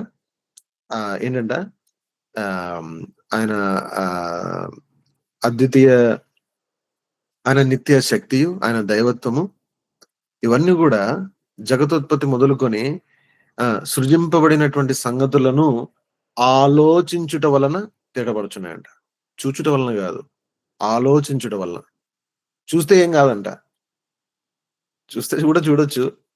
కానీ దాన్ని చూసి దాన్ని ఆలోచించడం వలన వీటి యొక్క అర్థం మనకు తెలుస్తుందంట. చూడండి నిజంగా ఎలాంటి దేశము. ఒకవైపేమో కింద ఏముందంతా కిందంతా గూడా అరణ్యం ఉంది. విశ్వాస జీవితం మనది అలాంటిది గాదా? కింద జూస్తే అంతా అరణ్యమే.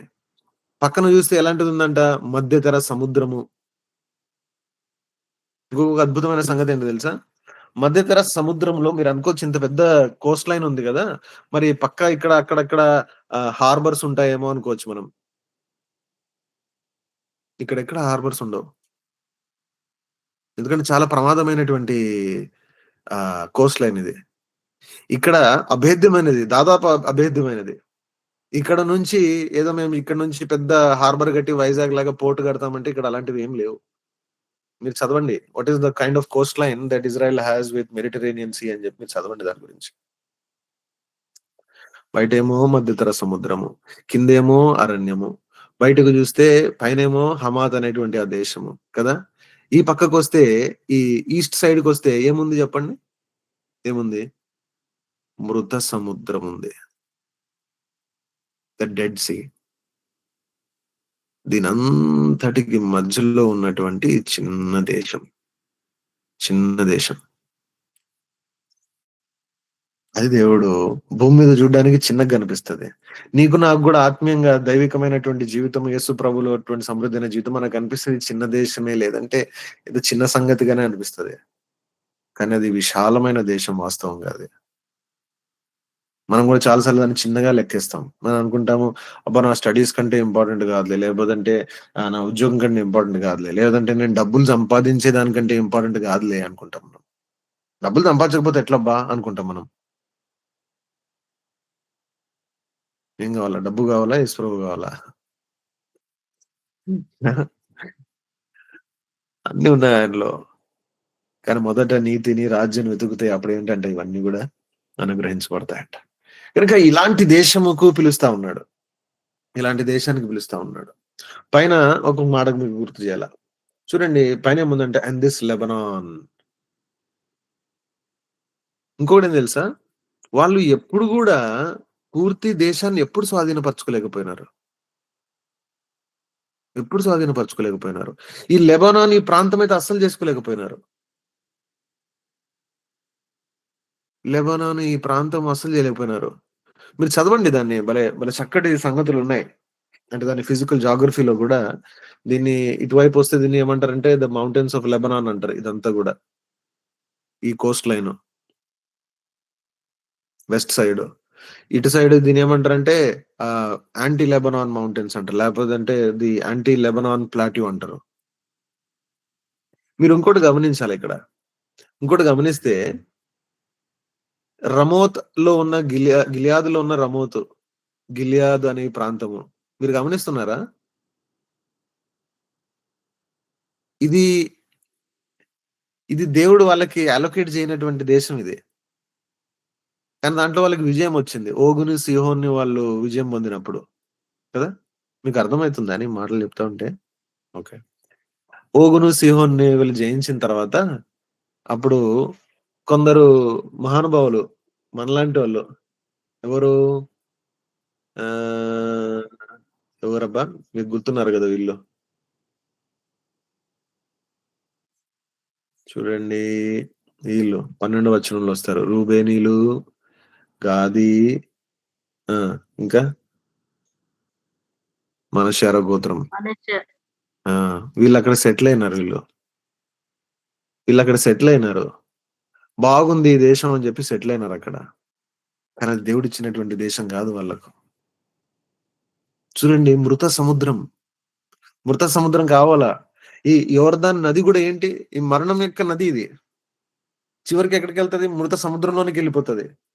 అంతటికి గూడా అర్థం ఉంది. అలాంటి దేశం ఇది. అలాంటి దేశం. మనం ఇంకా దాంట్లో ఎక్కువ సమయం ఉండడానికి లేదు. కానీ మీరు ఇంకా దీన్ని ధ్యానించండి. మీకు గూడా ఇంకేమన్నా దేవుడు వెలిగిస్తే నాకు గూడా జెప్పండి. అలాంటి దేశము మనకు దేవుడిస్తాడు. సరే ఇంతవరకు మనం ఏం ఆలోచన జేసాము? దేవుడు ఈ దేశాన్ని మనకిస్తానంటున్నాడు. ఆ దేశం ఎవరంటే ఆ దేశం యేసుక్రీస్తు ప్రభువే. ఆ దేశం ఎవరంటే ఆ దేశం మనమే, మన జీవితమే. విజయంలోనికొచ్చినటువంటి మన జీవితమే. 2 మనమే.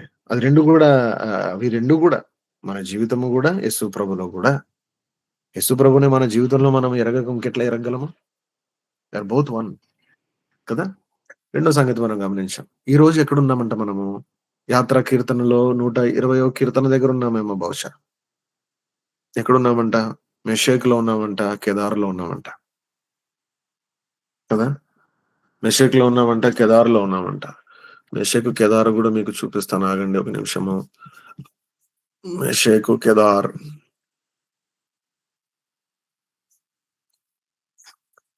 మెషేక్‌లో ఉన్నామంట, కేదార్‌లో ఉన్నామంట మనం.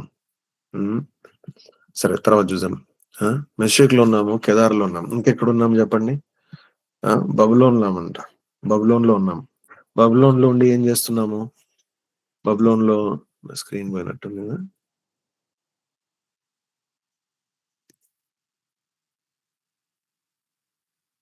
బబులోన్‌లో ఉన్నామంట. బబులోన్‌లో ఉన్నాము. అక్కడ ఏం గుర్తొస్తున్నాయి? అక్కడ యెరూషలేము గుర్తొస్తా ఉంది. సియోన్ గుర్తొస్తా ఉంది. దేవుని సంపూర్ణమైనటువంటి అధికారం గుర్తొస్తా ఉంది. దేవుని చిత్త కేంద్రం గుర్తొస్తా ఉంది. కదా! అక్కడ మన సితారాలు ఆ నది దగ్గర హ్మ్. దాన్ని అక్కడ పెట్టేసి బాధపడుతున్నారంట. గుర్తు చేసుకుంటున్నారంట. నాలుక అంగిటికి అంటుకుపోతుందంట. తన కుడి చెయ్యి తన నేర్పరితనం మర్చిపోతుందంట. కుడి చెయ్యి తన నేర్పరితనం మర్చిపోద్దా? అలాంటి పరిస్థితిలోకొచ్చారంట. నువ్వు ఈ దినమున ఎక్కడున్నావు? ఓటమిలో ఉన్నావా? మోయాబు అరణ్యంలో ఉండి మరణం అనేటువంటి నది అంటే మనం చచ్చిపోవడమే గాదు. మనం చచ్చిపోవడం గాదండి. మరణం అనేటువంటి ఆ నది. అంటే మనల్ని మనం ఉపేక్షించుకొని, ఆయన మరణమును మనము మన శరీరమందు అనుభవించుకునే కొలది ఆయన జీవం మనలో ప్రత్యక్షమైతదంట. 2 కొరింథీ 4:10లో అనేకమైన సార్లు చదివాం మనం ఆ మాట. కదా! అయితే ఆ అనుభవంలోనికి రమ్మంటున్నాడు. సిద్ధపరుస్తా ఉన్నాడు. దాని నిమిత్తమై ఇచ్చినటువంటి సిద్ధపాటు మనము యెహోషువ గ్రంథంలో చూస్తున్నాం. యెహోషువ గ్రంథంలో ఎట్లా దానిలోనికి ప్రవేశించాలా అనేటువంటిది చూస్తా ఉన్నాం. ఆ దేశం ఎలాంటిదా అనేటువంటిది ద్వితీయోపదేశ కాండంలో చూసాం కదా! It's a it's a prepared land 6వ అధ్యాయము. ద్వితీయోపదేశ కాండం 6వ అధ్యాయం. ఆ తర్వాత 8వ అధ్యాయంలో ఇట్స్ ఎ ప్రొవైడెడ్ ల్యాండ్ కదా! అన్ని గూడా ఆయన అనుగ్రహించాడనేటువంటిది. ఆ తర్వాత 11వ అధ్యాయంలో ఇట్స్ ఎ ప్రొటెక్టెడ్ ల్యాండ్ కదా! అనేది మనం చూస్తూ వచ్చాం. ఆ తర్వాత ఆ! ఎలాగ ఇప్పుడు దీంట్లో ప్రవేశించాలా అనేటువంటిది యెహోషువ గ్రంథంలో ఉన్నాయి. అందులో మనం అనేకమైనటువంటి నియమాలు చూసాము. ఎంతుంది టైం ఇంకెంతుంది? దగ్గర అయిపోయిందా టైము? టైం అయిపోతుంది. హ్మ్. ఓకే. ఆ! గనక మనం ఇంతవరకు జూసినటువంటి ఎందుకంటే నేను స్వాస్థ్యం అనేటువంటిది అది టచ్ జేయలేదు గాబట్టి, అందు గురించి మళ్ళా ఐ వెంట్ బ్యాక్. అది తిరిగి అక్కడికెళ్ళి మీకది చూపియడానికని జెప్పి, అక్కడ మనము వెనక్కెళ్ళాము వాస్తవంగా కదా! చూస్తే ఏమో మనము కిందకొచ్చేసాము ఆల్రెడీ. అయితే ఈ స్వాస్థ్యంలోనికి ఈ రీతిగా తీసుకెళ్ళడానికని జెప్పి, దేవుడు జెప్పినటువంటి సంగతులు ఎలాంటివంటే ఆ! మొట్టమొదటిగా ఇదంతా గూడా యేసు ప్రభు యొక్క విజయం మీద ఆధారపడింది అని జెప్పి. There shall not any man be able to stand before thee కదా! తర్వాత మనం జూసాం. 8 వచనం వచ్చాము. అక్కడేం రాసింది? This book of the law shall not depart out of your mouth. వాక్యమును ప్రేమించు, వాక్యం నేర్చుకో, వాక్యం నేర్చు. కానీ ఎందుకు ఒట్టిగా ఏదో మనము వేరే వాళ్ళ దగ్గర ఏదో మసల్ ఫ్లెక్సింగ్ జేయడానికని గాదు. నాకు ఇదిగో ఇట్లా ఉంది, ఇలా తెలుసు, ఇలాగ ఇంట్రెస్ట్ అది ఇది అని జెప్పడానికని గాదు. ఇది జీవానికి, మరణానికి సంబంధించినటువంటి విషయములివి. ఇది దేవుని వాక్యం ఇది. పవిత్రమైనటువంటి దేవుని వాక్యం. దీన్ని తీసుకొని ఏదో మన విషయంలో ఏదో మన సొంతం జేసుకోవడానికి don't make it about yourself అంటారు గదా! ఇఫ్ అది చాలా ప్రమాదం. దీన్ని తీసుకొని మనము దీంట్లో నుంచి మహిమ దొంగిలించడం అంటే అది ఎంతో భయంకరమైనటువంటి సంగతి. ఎంతో భయంకరమైన సంగతి. అది మందసాన్ని మనం చేత్తో ముట్టినట్టే. గుర్తుపెట్టుకో మందసాన్ని ఒక రకంగా ముట్టగలరు. ఎట్లా? ఎట్లా ముట్టాలా? చేత్తో గాదు. దేనితో? భుజంతో ముట్టాల. మందసాన్ని చేత్తో పట్టుకోవడానికి వీల్లేదు. యాజకులు ఏం చేయాలా? భుజం మీద మోసుకోవాలా. కనుక దేవుని వాక్యంని జస్ట్ ఏదో వట్టితో చేత్తో ఇట్లా ముట్టుకొని ఇది నాది ఏముందిలే నేను దీన్ని చెప్తాను లేకపోతే నేర్చుకుంటాను నేను కూడా నలుగురికి చెప్తాను. ఇలాంటివన్నీ చాలా డేంజర్ పనులవి. మరి ఏం చేయాలా? దేవుని వాక్యమును భుజం మీద మోసుకున్నట్టుగా కదా! సొంతం చేసుకున్నట్టుగా. అంతరంగంలో పరీక్షించుకున్నట్లుగా, కోరుకున్నట్లుగా. This book of the law shall not depart out of your mouth. ఆ తర్వాత మనం చూసాము 3 దినముల సిద్ధపాటు, సిద్ధపాటు గురించి మనం మాట్లాడుతూ వచ్చాం కదా! ఆహ్, 11వ వచనంలో. ఆ తర్వాత 12వ వచనంలో మరలా వీళ్ళు కనిపించారు మనకు. రూబేనీయులు, గాదీయులు, మనష్షే అరగోత్రం కనిపించారు వీళ్ళు. కదా! దేవుని స్వాస్థ్యంను కాదనుకొని ఆ ముందు రుచి దేవుడిచ్చినటువంటి సీహోను మీద, ఓగు మీద విజయాన్ని ఇంతటితోనే మాకు విజయం వచ్చేసిందని జెప్పి అక్కడితోనే ఆగిపోయేటువంటి ప్రమాదం. మనమందరం గూడా అనుకుంటున్నాం ఒక రోజు వస్తది. ఈ స్టేజ్‌కొచ్చిన తర్వాత ఇంకా అక్కడితో ప్రయాణం ఆగిపోద్దనుకుంటున్నాం. అట్లేం లేదు. ప్రయాణం ఎప్పుడు కొనసాగుతానే ఉంటది. ఎప్పుడు కొనసాగుతానే ఉంటది. కదా! ఇంకా ముందుకి, ఇంకా ముందుకి, ఇంకా ముందుకి, ఇంకా అధికమైనటువంటి అనుభవంలోనికి ప్రభువు నడిపించడానికి ప్రయత్నిస్తా ఉన్నాడు కదా! 12 వచనం జూసాము. ఆ తర్వాత జూసాము 8, 18లో జూసాము కదా! వాళ్ళొక తీర్మానంకొచ్చారు. ఏంటంట whosoever he that doth rebel against thy commandment will not hearken unto thy words in all that thou commandest him, he shall be put to death. ఇది తీర్పు ఇది క్రైస్తవుడి జీవితం మీద. ఎవడైతే మాట వినడో, లేదంటే దేవుని మాట విననటువంటి ఏ సంగతులైతే మనలో ఉంటాయో, యెహోషువకు లోబడనటువంటి, ఆయన చెప్పినటువంటి ప్రకారంగా చేయనటువంటి ఏ సంగతులైతే మనలో ఉంటాయో, అవన్నీ గూడా నష్టంలోనికొస్తాయి. అవన్నీ గూడా నష్టంలోనికొస్తాయి. కదా! అవన్నీ గూడా మరణం యొక్క అనుభవంలోనికి తప్పక తీసుకురాబడతాయి. ఆ తర్వాత చూసాం రెండో అధ్యాయంలోనికొచ్చాం మనము. రెండో అధ్యాయంలో చూసాం. యెహోషువ ఎలాగైతే ఇద్దరు వేగు చూడడానికి ఇద్దరిని పంపించాడు. ఒక ప్రశ్న వచ్చింది. వేగు చూడడానికి పంపించడం మంచిదేనా? మోషే పంపించినందుకు నష్టమైంది గదా! వాస్తవంగా అది మోషే గాదు. ద్వితీయోపదేశ కాండం మొదటి అధ్యాయం చదివితే మనకు అర్థమైతది. ఈ మిగతా వాళ్ళందరూ గూడా మోషే దగ్గరికొచ్చి ఇలా పంపించు అంటే అప్పుడు మోషే పంపించాడు. సరే. చూసి రావడం అనేటువంటిది పొరపాటు గాదు, ప్రమాదం గాదు. కానీ ఏ వైఖరితో ఎళ్తున్నామో అనేటువంటిది చాలా ప్రమాదము. కదా!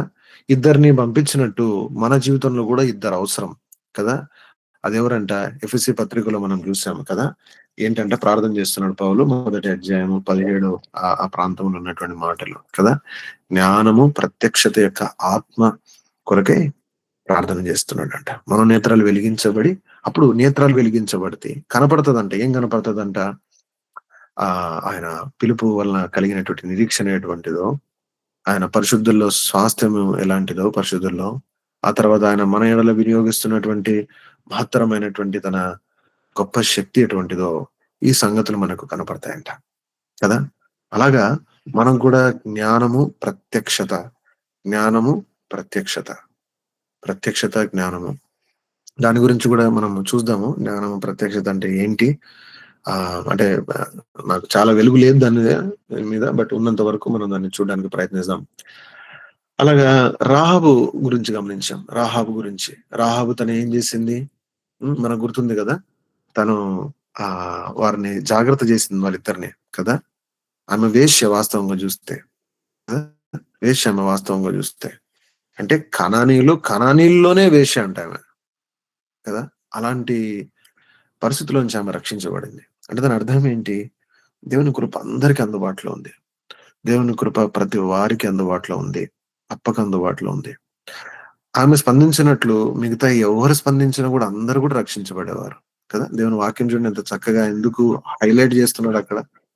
ఎన్నో కోణాలున్నాయి. ఒకటి ఏంటంటే అందులో ఉన్న వేశ్యనే అట్లా దేవుని మీద ఆధారపడితే రక్షించబడితే మిగతా వాళ్ళందరూ రక్షించబడరా? అందరూ రక్షించబడతారు. కానీ అందరికి అట్లాంటి విశ్వాసం అనేటువంటిది లేదు. వార్త అందరి దగ్గర వచ్చింటది. ఈమె ఒక్కరి దగ్గరికి వచ్చిందా? చూడండి 10వ వచనం చదువుతారమ్మా? 2వ అధ్యాయము 10వ వచనము. ఏమంటుంది చూడండి. మీరు ఐగుప్తు దేశంలో నుండి వచ్చినప్పుడు మీదట యెహోవా ఎర్ర సముద్రపు నీరును ఎలాగు ఆరిపోజేసెను. యొర్దాను తీరమునున్న అమోరీయుల ఇద్దరు రాజులైన సీహోనుకును ఓగునకు మీరేమి చేసితిరో అనగా మీరు వారిని ఎలాగు నిర్మూలన చేసితిరో ఆ సంగతి మేము వింటిమి. మేము వింటిమి. అంటే ఆ యెరికో పట్టణంలో ఉన్న అందరి దగ్గరకొచ్చింది. కనానీయులందరి దగ్గరకొచ్చింది. కానీ ఎవరు రక్షించబడ్డారు? ఆమె ఒక్కదే రక్షించబడింది. ఎందుకు? చాలా సార్లు మనం ఇలాంటి నంబర్‌లు చూసినప్పుడు మనకనిపిస్తది. అరే! ఇంతమంది విననప్పుడు నేనొక్కడిని ఎట్లా వింటాను? నేను రాహాబులాగా ఎట్లా అయితానని చెప్పి. కానీ గమనిస్తే అక్కడ వింత ఏం లేదు దాంట్లో. కదా! ఆమె స్పందించిందంతే. ఆమెకు దేని మీద ఆశ పుట్టిందంటే చూడండి నిజంగా అనేకమైన పరిస్థితులున్నాయి. కానీ ఆమెకు గుర్తున్నది మనసులో ఏంటి చెప్పండి? అద్భుతమైనటువంటి 2 అంటే ఒకటి వాళ్ళు ఐగుప్తులో నుంచి వచ్చినటువంటి దినమున జరిగినటువంటిది. తిరిగి వాళ్ళు ఇప్పుడు ఉన్నటువంటి లేటెస్ట్. అంటే ఒక మాటలో చెప్పాలంటే ఆ యాత్ర అంతటి గురించి వినింది. దేవుడు చేసినటువంటి గొప్ప సంగతులు వారి ఎడల అప్పుడు చేసినది, ఇప్పుడు చేసింది. ఆ రెండిటి మధ్యన తన విశ్వాసమును ఆ రీతిగా కనపరిచింది. కదా! తన ప్రాణము కోసము, తన కోసము. చాలా సార్లు మనం అంటే మనల్ని మనము నష్టపరుచుకుంటాం. ఎందుకంటే మన ప్రాణం విషయం మనం జాగ్రత్త పడం. మన ఆత్మ విషయం మనం జాగ్రత్త పడం. ఆమె జాగ్రత్త పడింది. ఆమె ప్రాణం తీపయింది. ప్రభు నాకు నెమ్మది కావాలనింది. నాకు విజయం కావాలనింది. నాకీ మరణం యొక్క ఛాయ వద్దు ప్రభా! నాకు జీవం గావాలా, నాకు విజయం గావాలనింది. నువ్వు కోరుకో నీది గూడా అయితది. సెటిల్ అయిపోయినావా? అలవాటయిపోయిందా? పాతదే అలవాటయిపోయిందా? ఇంగిట్లనే రొటీన్ ఇది అలవాటయిపోయిందా? అలా చేసుకోవద్దు. రాహాబు అట్లా చేసుకోలేదు. రాహాబు అనేది నాకు మార్పు అవసరం. చాలు ప్రభు ఇంకా చాలా అయిపోయింది ఇక్కడ నాకు. వెక్స్ అయిపోయాను ప్రభు అంటుంది. అలాగే రాహాబు వచ్చింది. ఆ తర్వాత మనం చూసాము తిరిగి ఆమె ఎర్రని నూలుని, ఆ తాడుని తన ఆ యొక్క ఇంటి మీద ఉంచడంతో ఆమె ఆ రీతిగా తప్పించబడిన తర్వాత వచ్చేటువంటి రోజుల్లో. తిరిగి వాళ్ళు 3 దినముల తర్వాత మళ్ళా 3 దినములొచ్చాయి. చూసారా ఎన్ని సార్లు 3 వస్తా ఉంటది. ఈ యెహోషువ గ్రంథం అంతా కూడా 3 ఎందుకు? ఆయన మరణ భూస్థాపన పునరుత్థానము. నిరంతరం ఆ గమనిక నేను యేసు ప్రభుతో పాటు చనిపోయినాను, పాతిపెట్టబడ్డాను, తిరిగి లేచాను. చనిపోయినాను, పాతిపెట్టబడ్డాను, తిరిగి లేచాను. మళ్ళా 3 దినముల యొక్క తర్వాత మళ్ళా వీళ్ళు యెహోషువ దగ్గరికెళ్లారు. యెహోషువ దగ్గరికెళ్లి మంచి మాటను తీసుకొనొచ్చారు. మంచి ఆ సంగతిని తీసుకొనొచ్చారు కదా! ఆ తర్వాత మనం ముందు చూసాము. ఎలాగైతే వాళ్ళకు ముందు ఈ ప్రభు మందసం వెళ్తా ఉంది. Preparation to bear the ascended Lord. ఇదేంటి అంటే ఇది మనము కూడా నిరంతరము మన యేసు ప్రభుని మోసుకొని మనం ముందుకెళ్ళే కొలది అట్లనే విజయం వస్తది. ఇంకెట్లా కూడా రాదు విజయం. ఎట్లా కూడా రాదు. ఎట్లా కూడా రాదు. ఇంకొకటి కూడా ఉంది ఇక్కడ. ఇంకొకటి ఒక సైడ్ థాట్ ఏంటంటే లేవీలు లేవీలు ఎవరైతే వారి పాదములు ఆగగానే ఆ యోర్దాను పాయలైందో వారు లేవీలు. లేవీలు ఎవరు? లేవీలు ఎవరది? లేవీలు ఎవరంటే క్షమించండి. ఆ యాజకులు ఎవరంటే వాళ్ళు లేవీలు. లేవీలు ఎవరంటే చూడండి 3వ వచనంలో రాసింది. And the priest the Levites bearing it. చూడండి పదజాలం చూడండి అక్కడ. యాజకులైనటువంటి లేవీలు. ఉత్త యాజకులని చెప్పొచ్చు కదా! ఉత్త లేవీలని చెప్పొచ్చు కదా! యాజకులైనటువంటి లేవీలు. వాళ్ళు మోస్తున్నారంట. వాళ్ళు మోస్తున్నారు. ఇంక దాంట్లో కూడా ఎంతో ఉంది ఆలోచన చేస్తే మనం. ఎందుకంటే దాన్ని మోసేటువంటి వాళ్ళు ఒక పర్టిక్యులర్ లేవీలో ఒక పర్టిక్యులర్ గోత్రమే దాన్ని మోస్తది. కదా! వాళ్ళు మోస్తా ఉన్నారంట. వాళ్ళు మోస్తున్నారు. వాళ్ళు దేన్ని సూచిస్తున్నారు? వారు యేసు ప్రభులో మన స్థానాన్ని సూచిస్తా ఉన్నారు మొట్టమొదటిగా. కదా! యేసు ప్రభులో మన స్థానం ఎలాంటిదో సూచిస్తా ఉన్నారు. Our position in Christ. మన ప్రాక్టీస్ తర్వాత తర్వాత సంగతి అది వస్తది. కానీ మొదటిగా యేసు ప్రభువులో దేవుడిచ్చినటువంటి సాక్ష్యమును బట్టి నెవర్‌దలెస్ ఎట్ యువర్ వర్డ్. ఆయనను నీ వాక్యము చొప్పున, ఆయనను నీ మాట చొప్పున అని ఆయన మాట, ఆయన వాగ్దానమును చేతబట్టుకొని అక్కడ నిలబడేటువంటి అనుభవము. ఆ అనుభవం ముందుండాల. నేను బాగా బైబిల్ చదువుతున్నాను, బాగా బైబిల్ అటెండ్ అయితున్నాను, బాగా బైబిల్ స్టడీ చేస్తున్నాను, మంచి బట్టలేసుకుంటున్నాను, చాలా జాగ్రత్తగా ఉంటున్నాను, చెడు మాటలు చూడట్లేదు, చెడు సంగతులు చేయట్లేదు. ఇవన్నీ గాదు. ఇవి తర్వాతొస్తాయి. మొదట ఏంటంట వారి పుట్టుక, నీ పుట్టుక, నా పుట్టుక ఎక్కడుంది చెప్పండి? యేసు ప్రభులో ఉంది. వారి పుట్టుకను బట్టి, జన్మను బట్టి, యేసు ప్రభుకి జన్మించినందును బట్టి, యేసు ప్రభులో తిరిగి జన్మించినటువంటి ఆ జీవమును బట్టి, ఆయన మరణ భూస్థాపన పునరుత్థానమును బట్టి, ఆ బంధమును బట్టి, ఆ రిలేషన్‌ని బట్టి నిలబడుతున్నారు వాళ్ళక్కడ. అప్పుడేమైతుంది? యోర్దాను 2 పాయలైతుంది. యోర్దాను 2 పాయలై వీళ్ళు వెళ్తున్నారు. ఒక సైడ్ థాట్ ఏంటంటే, మనము గూడా ఈ యోర్దానులో నుంచి ఇతరులను దాటించాలంటే ఎవరు దాటించగలరు? అంటే లేవీలైనటువంటి యాజకులు. అనగా పిలుపును బట్టి కదా! ఎవరైతే తమను ఆ రీతిగా ఆ లేవి యొక్క అనుభవంలోనికొచ్చారో, యాజకత్వం యొక్క అనుభవంలోనికొచ్చారో, ఎవరైతే ఆ విజయవంతమైనటువంటి అనుభవంలోనికి వచ్చారో, లేదంటే ఆ మెట్టు దాటారో వాళ్ళే ఇతరులను మెట్టు దాటించగలరు. This is not empty theory. మనమేదో ఒట్టిగా జస్ట్ ఏదో బైబిల్ స్టడీ లాగా రాసుకొని ఇట్లా ఇదంట దీని అర్థం ఇదంట ఇదంతా రీసెర్చ్ లాగా ఏదో ఒక థీసిస్ రాసిన పీహెచ్‌డీ థీసిస్ రాసినట్టుది కాదిది. ఎవరు దాన్ని దాటాలంటే దాటడానికి అక్కడ ఎవరు నిలబడాలా? మనకంటే ముందు ఆ యోర్దానులో అడుగు పెడితే యోర్దాను పాయలైనటువంటి వారు నిలబడితే వాళ్ళ ఎనకాల మనము ఎళ్ళగలం. అలాగా మనం కూడా గుర్తించాలా. దేవుని ప్రజలు ఎక్కడున్నారో, దేవుని నాయకులు ఎక్కడున్నారో, దైవజనులు ఎక్కడున్నారో, అంటే ఏదో వాళ్ళని వెంబడించినట్టు కాదు గానీ, వాళ్ళ మాదిరి కదా! వాళ్ళ ఎగ్జాంపుల్. వాళ్ళు ఏం జేస్తున్నారు? ఎలాగైతున్నారు? ఎందుకు ఇలాగా ఎందుకు ఆ అంకుల్ జీవితంలో ఇంత వెలుగుంది? లేదంటే ఆ ఆంటీ జీవితంలో ఎందుకు ఇలా వెలుగుంది? లేదంటే దైవజనుడు భక్సింగ్ గారి జీవితంలో అసలు ఎలాగ జరిగింది? అని మనం వాళ్ళ మాదిరిని మనం వెంబడించాల్సినటువంటి వారం. చాలా ఇంపార్టెంట్ ఇది. ఇది థియరీ గాదిది. ఇది ప్రాక్టికల్. ఇంకెన్నో విషయాలున్నాయి ఇక్కడ చెప్పడానికి ఇక్కడితో ఆపుదాము. ఒక చివరి మాట జెప్తా. మందసము ఒక్కటే దాని మీద బ్లూ కలర్ బటనేస్తారు. నీలిమ వస్త్రాన్ని ఏసేటువంటి ఒకే ఒక సంఖ్యాకాండంలో ఉంటదిది. మొదటి 4 అధ్యాయాల్లో వివరణ ఉన్నప్పుడు అక్కడ జెప్తాడు. కదా! నీలిమ రంగయినటువంటి వస్త్రము దానిపైన దానొక్కదాని మీద ఏస్తారు. మిగతా అన్ని ఎంత మందసమ ఏమంటారు ప్రత్యక్ష గుడారం అంతా గూడా డిస్మాంటిల్ చేసి తీసుకొనెళ్తున్నప్పుడు ఆ నీలిమ రంగు దాని తెర లేదంటే బట్టను దాని పైన వేసేటువంటి ఒకే ఒక సంగతి ఏంటంటే the ark of the covenant. ఎవరు చెప్పండి? ఆ ఎర్రటి ఎండలో కదా! అక్కడి నుంచి తీసుకొని ఇక్కడి వరకు చూస్తే ఏం కనపడనటువంటి ఆ ప్రాంతంలో, ప్రదేశంలో ఒక్కటి కనపడతా ఉంటది. చక్కగా భుజముల మీద నీలి రంగుతో 2000 కొలమూరల దూరంలో కనపడతా ఉంటది. ఎవరు చెప్పండి అది? నీలిమ అంటే ఏంటిది? హెవెన్లీ. ఎవరాయన? యేసుక్రీస్తు ప్రభువు. ఆయన ముందుకు వెళ్తా ఉంటాడు. పరసంబంధమైనటువంటి వానిగా. Heavenly power. Ascended Lord. ఆయన పరలోక స్థలములో కూర్చొని ఉన్నాడు ఇప్పుడు.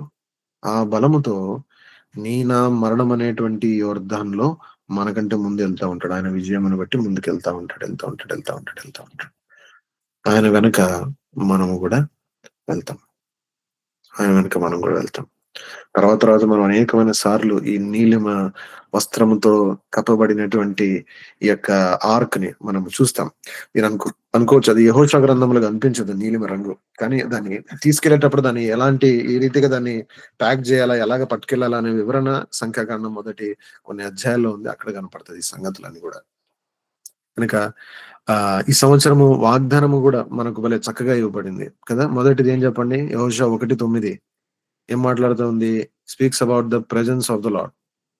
విదర్ సో ఎవర్ కదా! విదర్ సో ఎవర్ ఎక్కడున్నా గూడా ఆయన నడిపిస్తాడు. ఆయన విదర్ సో ఎవర్ థou గోవెత్. నువ్వెక్కడున్నా గూడా ఆయన నడిపిస్తాడని చెప్తున్నాడు గదా! The Lord thy God is with thee విదర్ సో ఎవర్ థou గోవెస్ట్. నువ్వు వెళ్ళేటువంటి ప్రతి స్థలంలో. ఆ తర్వాత రెండోది ఏమని చెప్పండి? ఏమంటాడు? The Lord he it is that goeth before thee. ముందుగా వెళ్తున్నాడంట.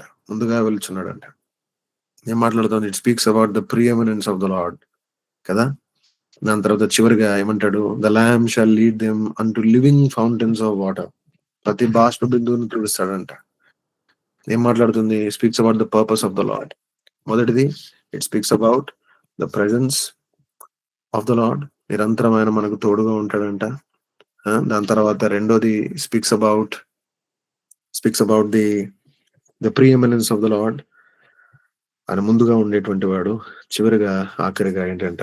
The purpose of the lord. ఏంటంటే ఆయన పర్పస్ ఏంటంట? ఆయన 7 అధ్యాయంలో ప్రతి బాష్ప బిందువు తుడిచివేయబడి ఆయనే మనల్ని పోషించి ఆయనతో మనం ఉండేటువంటి ఆ గొప్ప భాగ్యంలోనికి ఆయన నడిపిస్తాడంట. 1000 పరిపాలన అంటే అప్పుడు జరిగే 1000 పరిపాలన కాదు. ఇప్పుడు కూడా అది సాధ్యము. ప్రార్థిద్దామా?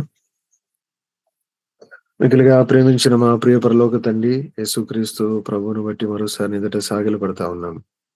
ఈ దినం కూడా మీరు మమ్మల్ని కనికరించి ప్రభువా మా అందుబాటులో విత్తబడిన వాక్యానికి నీరు గట్టి ఫలింపజేయండి. మీరెంతైనా నమ్మదగిన దేవుడు అయినందుకు స్తోత్రములు. ప్రభువా దయచేసి ఈ వాక్యంలో మీరు మా కొరకే ఉంచినటువంటి శ్రేష్టమైనటువంటి పాఠములను బట్టి స్తోత్రములు. ప్రభువా నీ స్వాస్థ్యం ఎలాంటిదో మీరు మా జ్ఞాపకం చేస్తూ వచ్చారు.